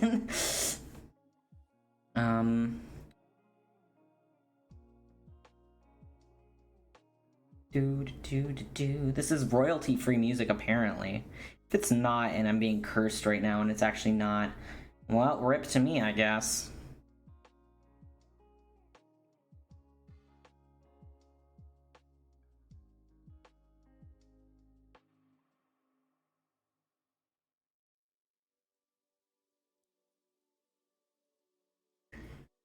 I have a fun session. Yeah, have fun. Shirts and jackets being too long means that you either sit on them in your chair or you have to bunch them up around your waist, and it's annoying. Yeah, when I wear like longer jackets, it's really annoying when I have to like put them underneath my butt so they don't get stuck. You hear no music? Oh wow, you guys I've been playing music. Really? Oh my god, this entire time too. This entire time was music. Well, this isn't royalty free, but whatever. No. I need royalty free. Can you hear now, guys? There has been no music? Are you serious? Oh my god, that's actually really funny. That's really funny because there's been music behind me. You've been entertained by my voice alone. That sounds so sad. Oh no, I'm so sorry for you guys. You're so good. We need no music. Oh my god, you're so kind. Also, thank you for the follow. Yes, you can hear. Okay, wow, I can't believe you guys couldn't hear the music. I'm so sorry about that, genuinely. I thought you could hear the music, but I guess not. The music isn't real. Oh god, I need to wake up. Oh god.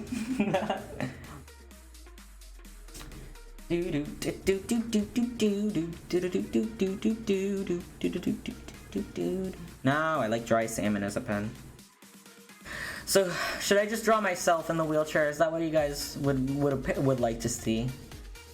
Oh, you love my voice. Thank you. You're so sweet. I guess I'll just I guess I'll just draw myself. That's the only that's the only thing I'm good at. It's an entertaining voice? Really?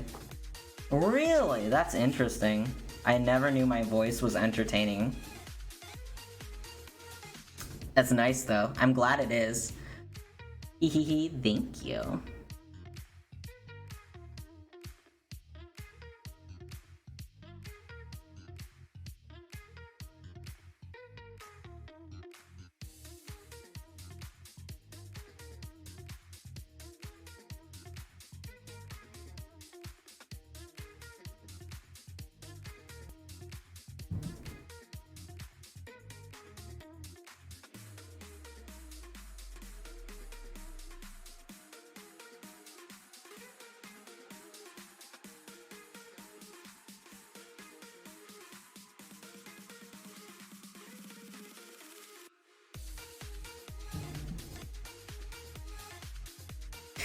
Your model reminds me of a visual novel game I really enjoy. Ooh, what visual novel game?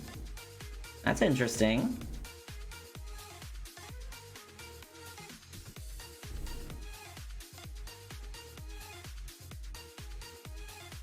Also, this is a sketch, guys. I'm being kind of sloppy right now.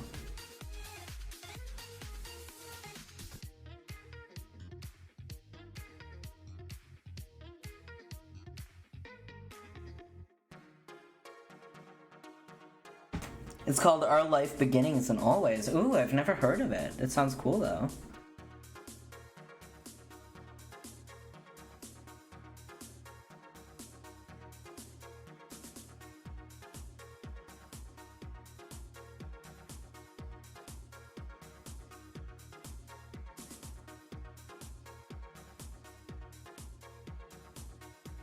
There's great trans and queer rep. Ooh, ew. I just spilled orange soda on myself. I'm so sorry.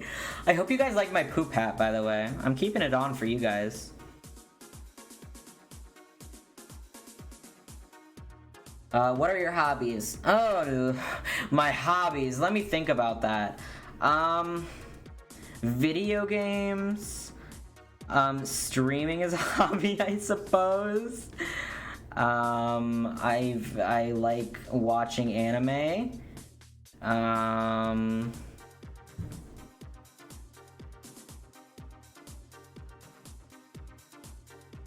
Let me see, what else do I do? I like playing with my kitties. My kitties are adorable. So I really like playing with them. Arters are gonna grow on you. Nice hat, thank you very much. I am a shithead. Pee Pee Poo Poo, I love you. Do you like horror games? LMAO. I talked about this last stream, oh my goodness. Horror games is a love-hate relationship for me. I have a love-hate relationship with horror games.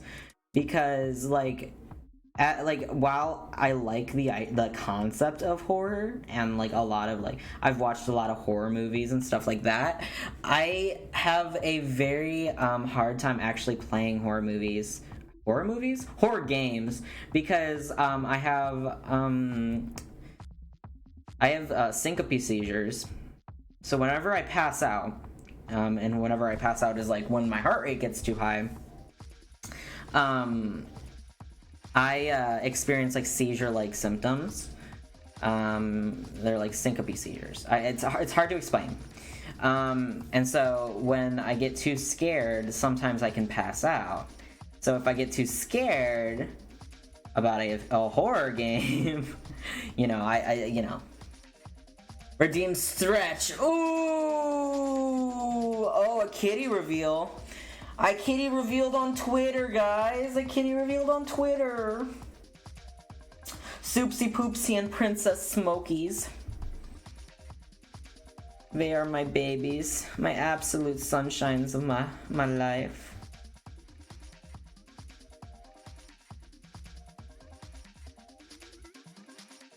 No horror for Sprout. Sprout, congratulations, 5K on Twitter. Oh, I reached 5K? Holy shit. Wow. That's insane to me. That's genuinely insane. Like, I'm super happy, don't get me wrong. I just posted again like 2-3 days ago. Let's go, 5K! Yeah! I'm so happy. You guys have no idea how thankful I am for all of you being here too. I'm so thankful for you guys joining the stream and having fun on the stream and talking to me on the stream because it means a lot to me. I had come back from a long hiatus about 3 days ago, and before my hiatus I was at 1.6K and now I'm at 5K! Do you like making original characters? My favorite pastime is making character designs. I'm a character designer. I love that. It's my favorite thing. It might take a while for me personally, depending on how I'm feeling, but I love it. I would show you guys some, but they're on my Twitter or my Instagram. So that's where you're gonna have to find them if you want to see them.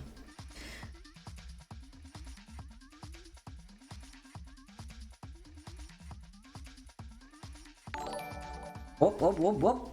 Thank you so much for the follow. You are officially a fruit snack. A fruit snack. You can choose what brand. Mott's. What's another brand? Scooby-Doo. What else?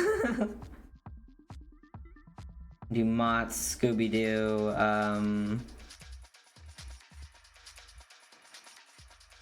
there's so many. Why can't I think of them right now? Aw, thank you for a pat. That's so sweet. Thank you.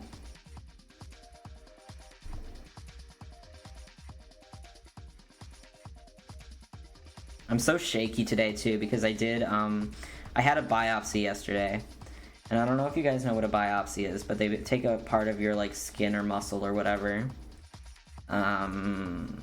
to, you know, put it under a microscope and see, you know, more in depth about it.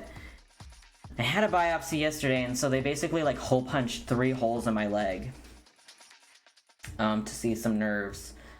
And so I have like 3 holes in my legs right now. And I'm still streaming. But yeah, I have like 3 holes in my legs right now. And I had a syncope seizure episode then. Because my heart rate got too high. And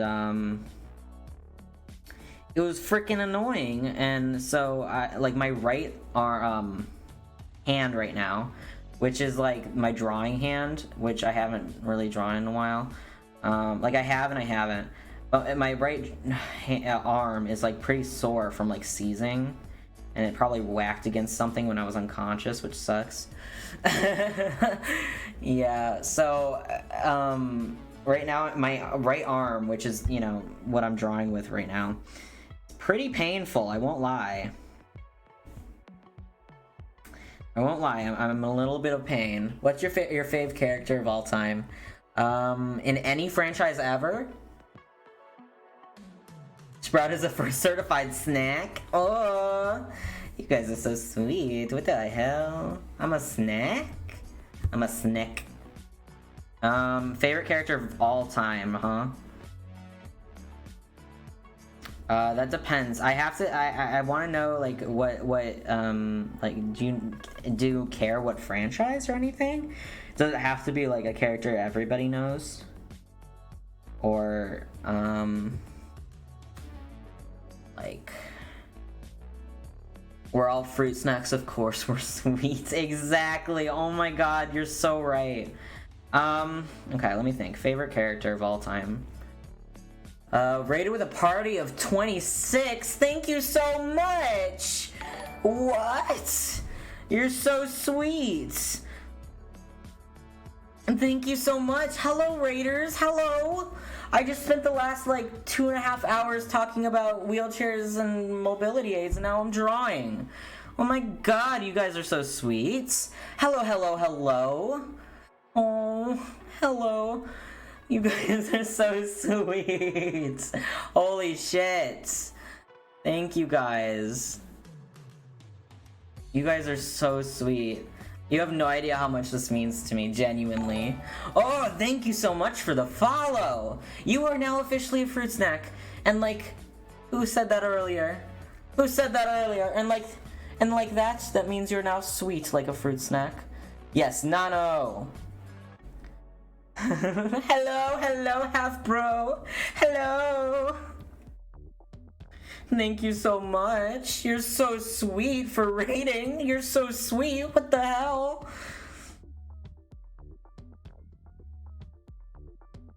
I'm just drawing myself in a wheelchair right now, which is like just basically my oh my god, I forgot I had my poop hat on. Shit. I'm so sorry. Let me get the poop hat off. 1 second, let me get the poop hat off. Get the poop hat off. Oh my gosh. Okay, the poop hat's off now. The poop hat's off. No need for the poop hat anymore, huh? Poop hat stays. No, the poop hat's off. The poop hat's off now. The poop hat's off. It's gone. It's gone. Oh, hydrate. Gotta hydrate. I was so hyped to raid you while you were stewing today's stream. Thank you so much. I'm Gulp ASMR. How has it been so far? It's been pretty good, I think. I was just I was doing a bunch of tips and tricks on like wheelchairs, so I had a lot of reference that I wanted to use just to give like specific facts about the wheelchairs, the rollators, the crutches, the canes, you know, all of that. And then right now, after all of that, I'm drawing. So it actually took like 2.5 hours to really go through all the references first. Oh my gosh, hydrate. Oh my god. Okay, you guys really want Gulp ASMR. Okay. You're welcome. You're welcome for those sounds. Gulp ASMR sounds. And now I'm just sketching myself in a wheelchair. What if Sprouts? No! No! Oh no! Oh no, let me put on the poop hat. You guys are making me put on the poop hat again.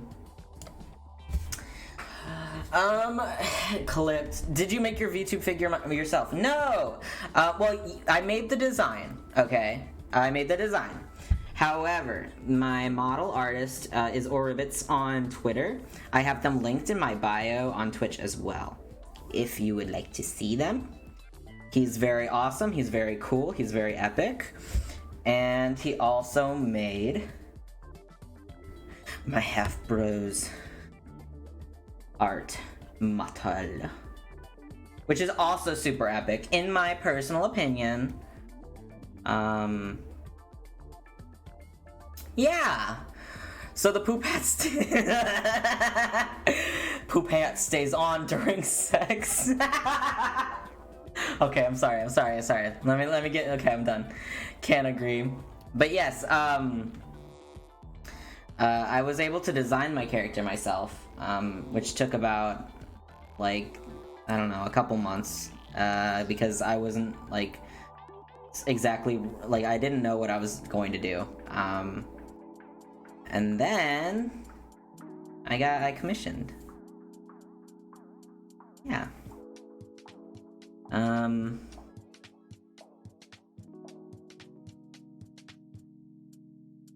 Yeah. That's pretty much it. During what? Oh, nothing. No, you don't gotta worry about it. Don't worry about it. I promise, it's nothing. You don't gotta worry, I promise. There's nothing to worry about here.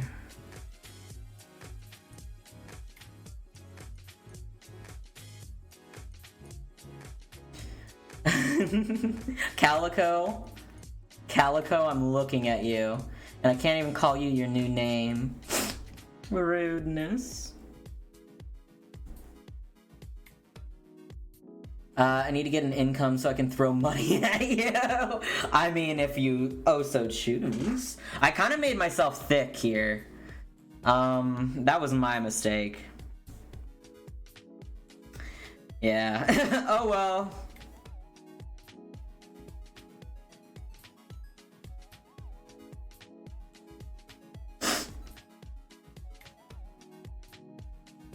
Nuh-uh. I gotta lurk to make dinner. I hope you have a great rest of your stream. I'll be here in the background. Oh, you're so sweet. I will forever be thankful. Have a good dinner. I know that probably was super loud, but oops. Oh my goodness. You guys are so sweet to me.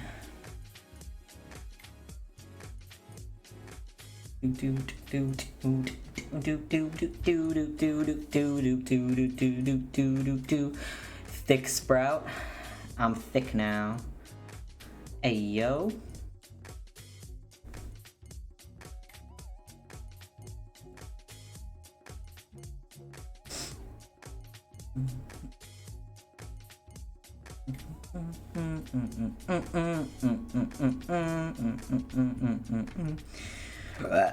Oh no, I burped. I'm sorry.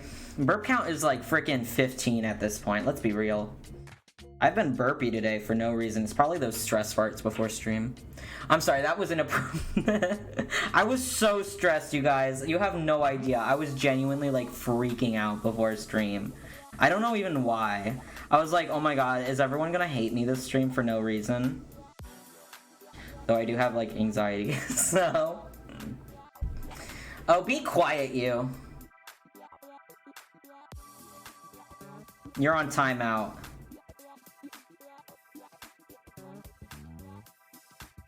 Timed out. Except not, because he's a mod. Oh my goodness! Thank you for gifting the tier 1 subs. Oh my gosh, you're so sweet. I give you all of my fruit, all of the fruit that has been lingering in my pockets. It's all of them. They're all full. I'm full of fruit and it's because of you. That's so sweet. Thank you so much. I'm giving you like my favorite breakfast, which is strawberries and whipped cream. That's my favorite breakfast. You've come back to the poop hat. Welcome back and welcome to the poop hat. Fruit time! I will be getting and having specific sub what's it called?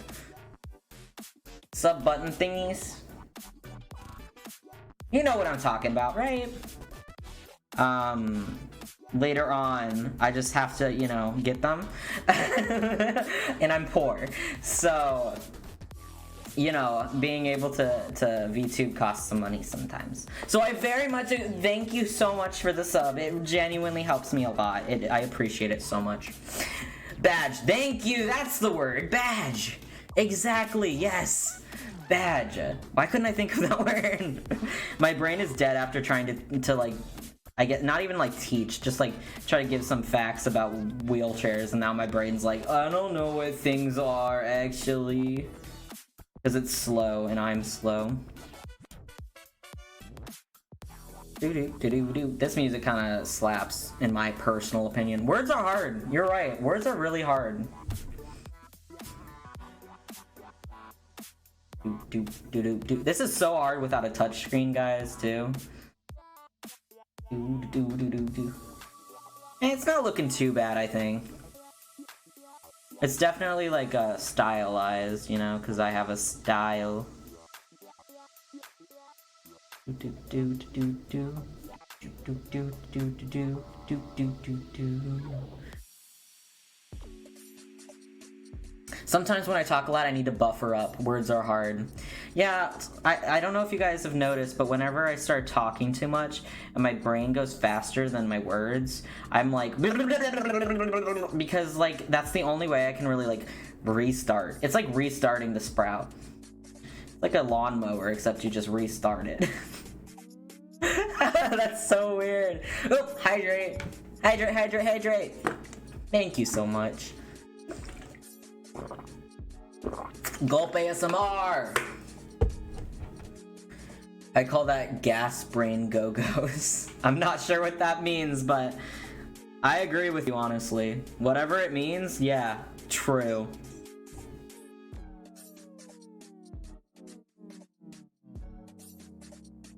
So true, King.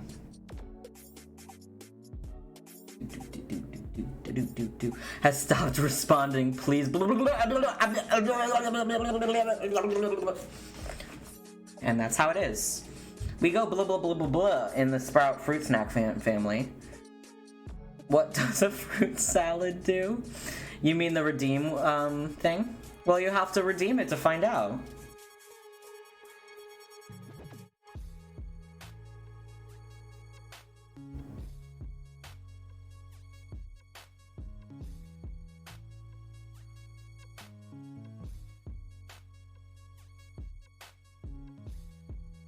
What are your pronouns? My pronouns? Fruit salad. Oh, yummy, yummy. Fruit salad. Yummy, yummy. Yummy, yummy, yummy, yummy. Fruit salad. You're welcome. My pronouns are he, him, his. I've got those pronouns.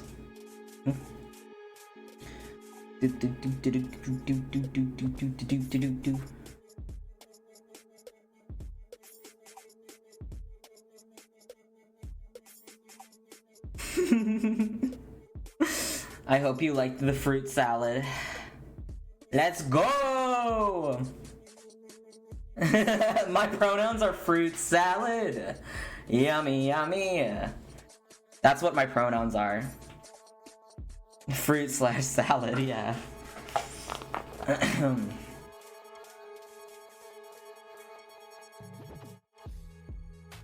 Yummy. I'm just a little yummy fruit boy. What can I say?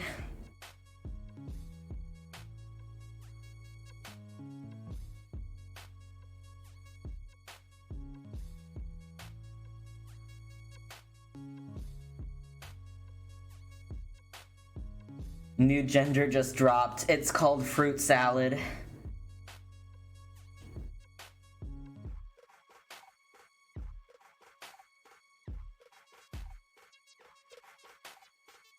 Do do do do do do do do do.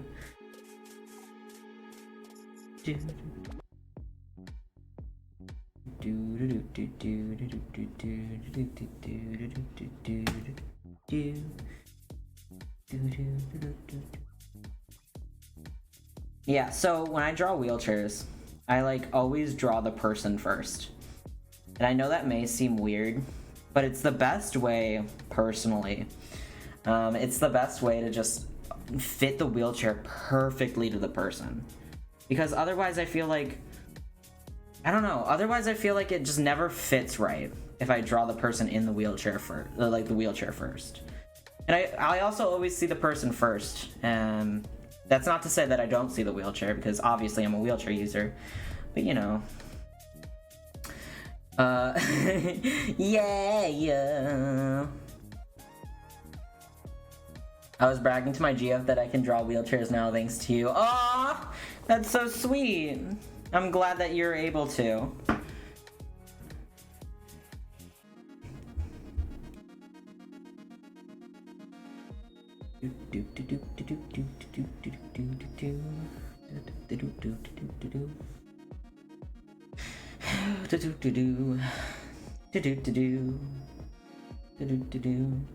That seems too far to the right.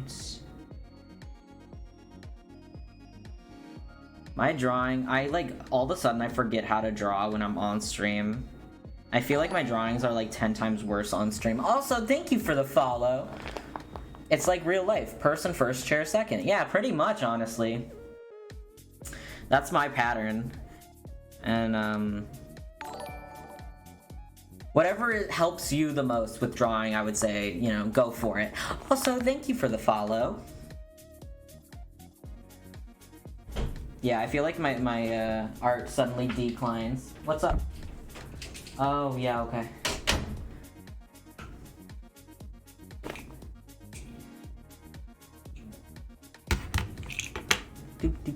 Aw, thank you guys. You guys are so sweet. What?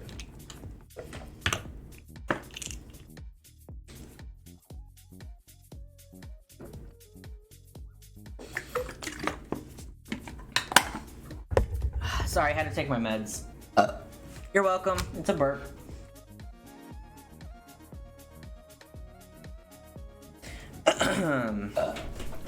Not another burp. Thank you. Yeah, if someone's watching, immediately I'm like, what am I doing now? But it's okay. I'm trying my best, and that's what matters. Same with anyone who decides to try to draw a wheelchair after learning the tips and tricks. Anyone who tries, trying is the best. So thank you. Thank you for trying. And also, just for anyone who wants to draw a wheelchair after this too, my best recommendation, like I said earlier, use reference. Use reference when drawing wheelchairs. That is there to help you, I promise. No one's going to get mad at you for using a reference, especially if you're drawing a wheelchair. It's totally fine to, and I recommend it even. The mysterious second burp. Kind of personal question, I think, so you don't need to answer, but do you get pressure sores from being in your wheelchair a lot? If you do, how do you handle them? Yeah, so, if you're, like, stuck in the same position for a really long time... Position? Oh my gosh. Why can't I talk? Stuck in the same position, or, like, I'm stuck in my wheelchair or in my, bed a lot of the time. So for, like, 2 months, I was bedbound, too. And I was getting sores, like, on, right up, like, my tailbone area. And they really hurt. And they're kind of... They start off kind of almost like pimples. And honestly, the best way to deal with them is to move often, or try to move as often as you can off of certain areas. You want to not put as much pressure on one area for a long period of time, or else it's just going to get worse. Certain ointment can help too, and stuff. Oh, hydrate!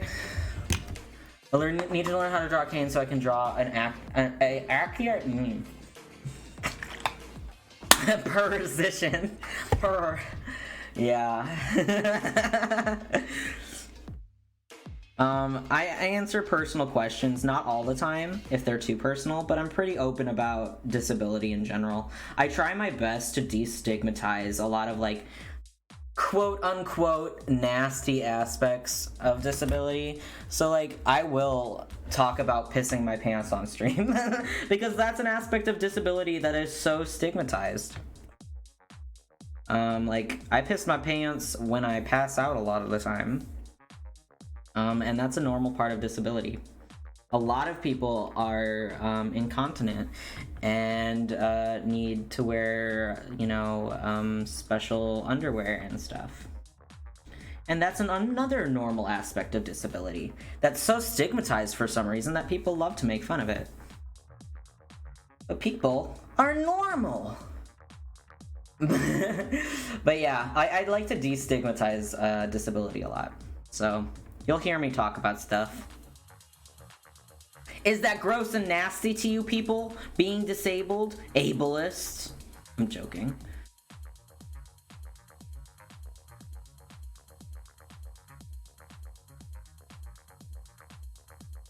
I do think there's just so much stigma around being disabled and, like, having a disability that so many people automatically go to, like, ew, gross, instead of thinking about how that affects the disabled person way more than it affects anybody else. You are a safe space for many, Sprout. Aw, thank you. Yeah. I mean, I also want to preface that, like, disabled people can be sexy too. Like, disabled people get not desexualized a lot too, and that's like a personal preference. If they don't want to be sexualized, that's their choice too. They need to consent, obviously. But like, a lot of disabled people get asked stuff about, like, can you use your dick, or, like, you know, can you feel down there and stuff, which is always just like, are you kidding me? My arms got toned when I was first in my wheelchair. Hell yeah, dude. Hell yeah. Keeping those arms strong. Up until recently, I was afraid of drawing my favorite characters with disabilities. They don't canonically have, but then I was like, screw it, let's go. Let's go! Disabled and proud. It is Disability Pride Month, everybody. I'm gonna take off the poop hat, okay, guys?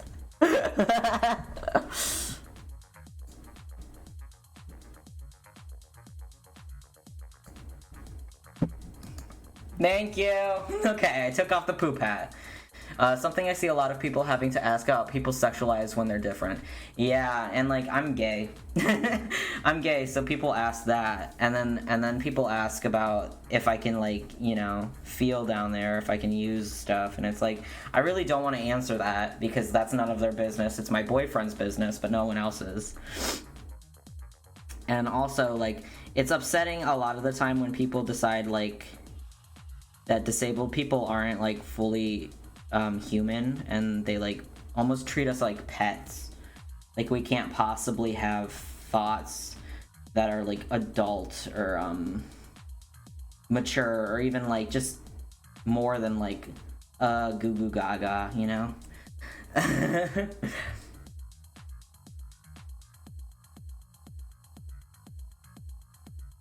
Oh yeah, a good signifier of how long you've been disabled and how much access you have to the disabled community. Yeah, I'm like an open book with that, because honestly, like, it's nothing to be ashamed of, truly. There's nothing to be ashamed of with being disabled, and so many people just stigmify it, I guess, it's just upsetting. Why should we stigmatize normalized things? Why should people be ashamed of things that are completely normal?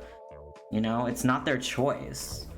It's never anybody's choice to be disabled, so why should we make it a big deal? Like, let's make it normal, you know, guys? You wouldn't ask an able-bodied stranger about their sex life. Why would you ask a disabled stranger about theirs? Exactly.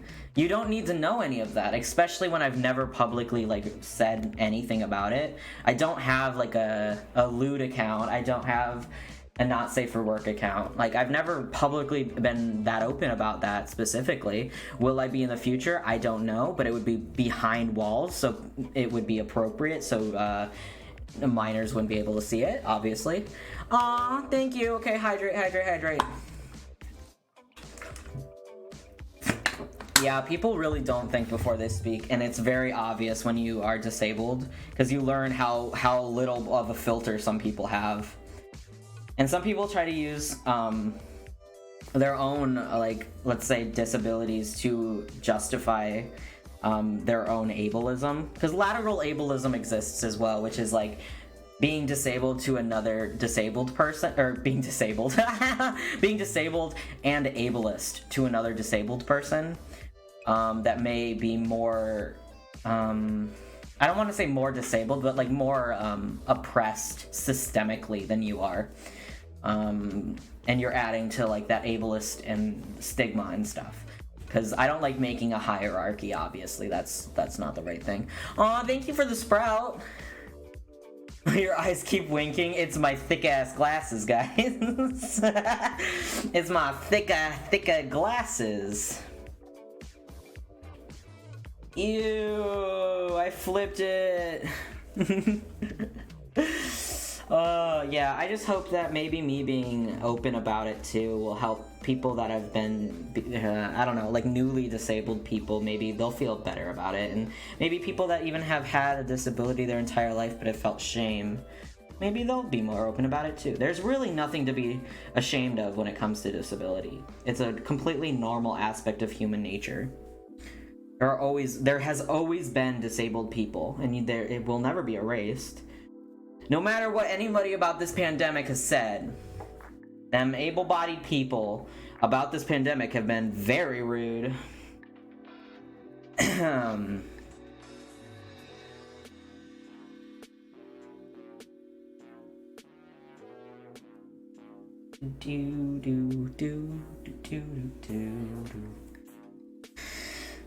Sprout, what's your lore height? You asked that on purpose, huh? You asked that on purpose. My canonical lore height, I am 4 foot 5 inches. And I know you asked that just to make fun of me. And call me short. Oh my gosh, no. Too dark, sorry. When measuring height of wheelchairs users, do you measure body length or height in the chair? Both. You measure legs, you measure your torso, you measure your width. You're gonna measure everything. Oh, you're talking about like measuring from like in the wheelchair. Well, for doctors' offices, they want to know you what height you are outside of the wheelchair. So even if you can't get out of the wheelchair, they might make you. They'll hold you. Or if you can stand for a little bit, and they'll just do it in like 2 seconds. So yeah, like I'm not 4 foot 5 inches in real life, but I am relatively, and I'm sorry to say this, guys, short. I am a short guy, but that doesn't, I'm not upset about it because I'm even shorter in my wheelchair. In my wheelchair, I lose like a bunch of height, so it doesn't really matter in the end. In the end, it doesn't matter, you know?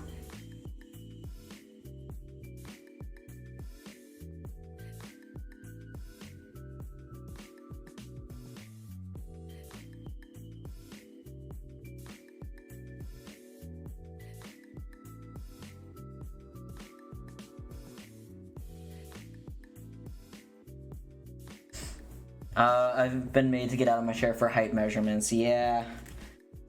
I've never been able to. But, well, actually, I was able to once.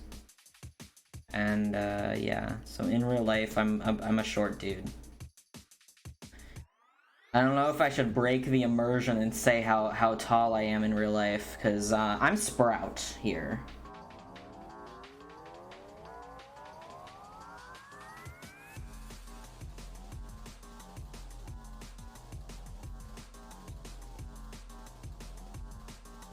Yeah, exactly. Fruits. Gene fruits. Being short is cool because your feet don't go off the edge of the bed when you sleep. Exactly! I don't need to worry about getting, like, an extra tall bed or extra tall, like, pants.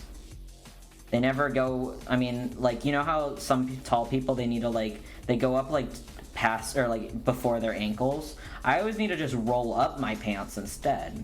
So I'm doing, like, the rolling up instead of anything else.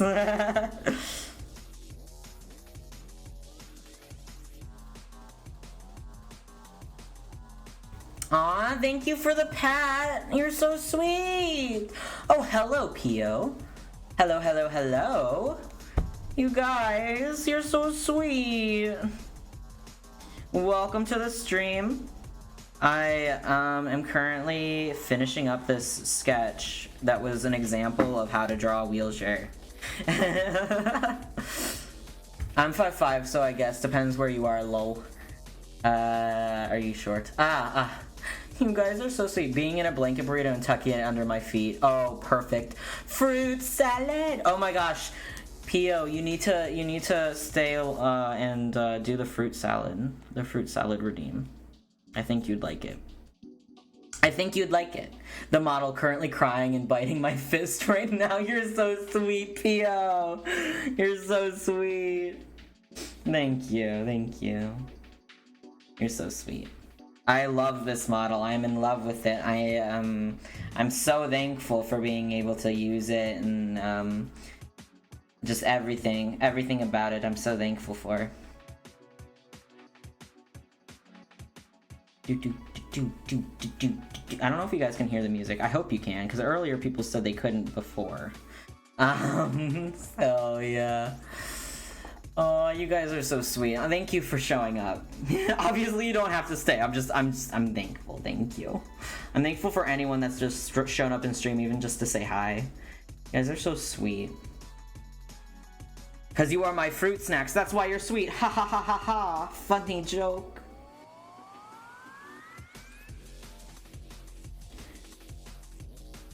Why is this here? I'm confused. What is this? What did I draw here? I'm not sure.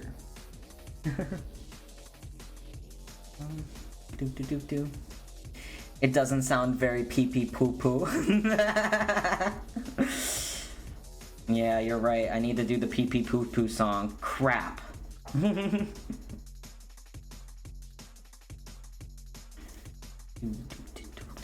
I just chose royalty-free music and was like, okay, this is it. This is it. This is the thing that I'm doing.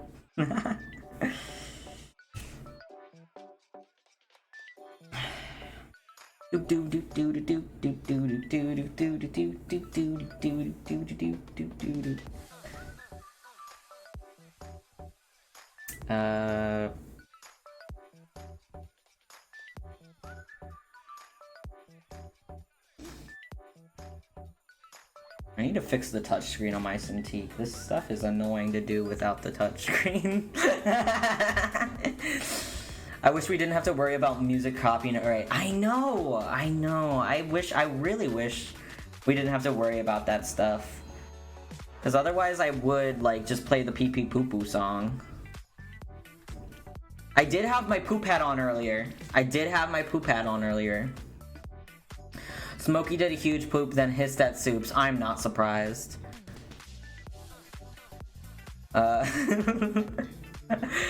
My kitty Soups, my kitty baby Soups. I mean, I think this is a decent sketch. It's a sketch just to show how to draw wheelchairs, and I think I did a decent job just to show that. So I'm gonna just write my name really quick.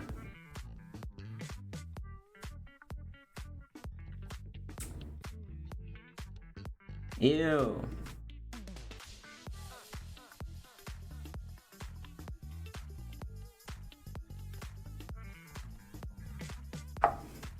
Ew, I don't like that. I haven't figured out a signature yet, guys. Maybe one of these streams I'll have to figure out what signature I want. Technically speaking, my logo too was made by a fan. I didn't make it myself, which I was super grateful for. So I don't know like how to change it or make a logo or stuff like that. Maybe eventually, but you know, not right now. Eventually stream will work. Okay, here we go. I think this is a decent like example. I think so. Let me see. Wait, Sprout, talk about Smokey's anger trigger. Okay, so I have two cats, right? I have Soups, who is a British Shorthair, and Smokey, who's Torty mixed with probably Maine Coon. She's very fat and very fluffy. Whenever you turn on the VeggieTales song, Daniel, I think it's called, she gets extremely angry and will like look around the room and then go to Soups to hit him. And anytime you put on that song, that happens. She really hates that song. It's like an anger trigger for her. I can't believe Pee Pee Poo Poo isn't DMCA free. Oh, hello, Kiki. Hello. Oh, you guys, I've been sitting in this chair a long time. It was that one specific VeggieTales song. It's very specific too. Like it has to be that one. I don't think she likes VeggieTales in general, to be honest, though. She's never been a VeggieTales fan after her VeggieTales trauma.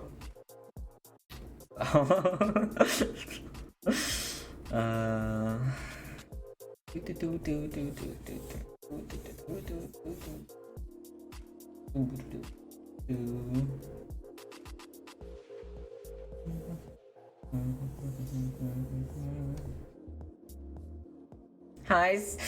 Hi. Oh, I'm so glad. You're so sweet. Oh, you're so nice. It started off very bad, I will tell you that. I was like so nervous to draw on stream, I immediately forgot how to draw. And then my right arm is being weird, the muscle in it is being weird today. So it's like, oh god, I'm so scared. What if I just can't draw on stream all of a sudden?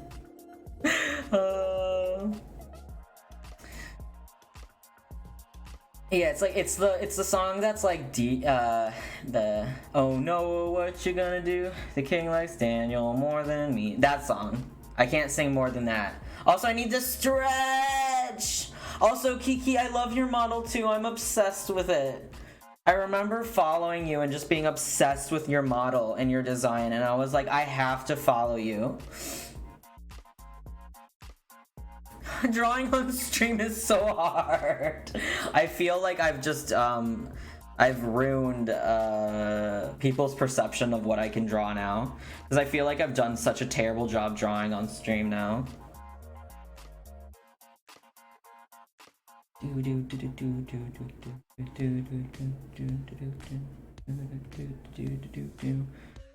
Like, what if people think I can't draw now? What if people won't commission me now? Ah! Oh, hydrate, okay. Hydrate. Also, I'm almost done with the sketch, by the way. I'm almost done. And after the sketch, I'm probably going to end stream, but I'm not gonna end stream right away because I personally want to raid someone. I don't know about you guys, but I personally think raiding is pretty cool. So if anybody has any suggestions on who to raid, I would put them in chat. Because personally, raiding is cool. Sorry, I don't know why I'm speaking like that. I'm getting tired from sitting in the same position for a while. My like back hurts and I'm like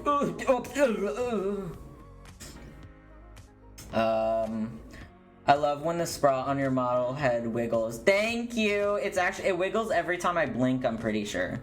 I think that's the connection. So if I blink, it probably wiggles. Like the Wiggles song, Fruit Salad, wink wink wink. You guys know what to do. I would probably get angry too. Yeah. Yeah, true. True. She has a reason to be angry, honestly. Let's be honest, if you were subjected to listen to Oh No, What You Gonna Do for like every day for like your entire life, I would also, you know, think that's pretty fair.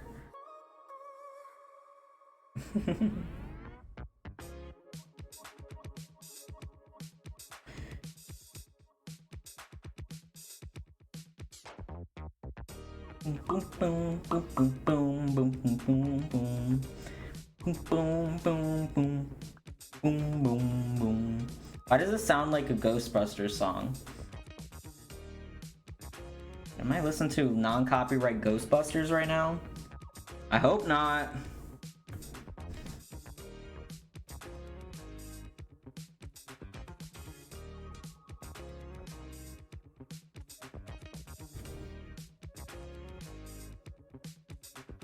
My stream is breaking too. It's probably my internet. It looks like my bitrate is very low.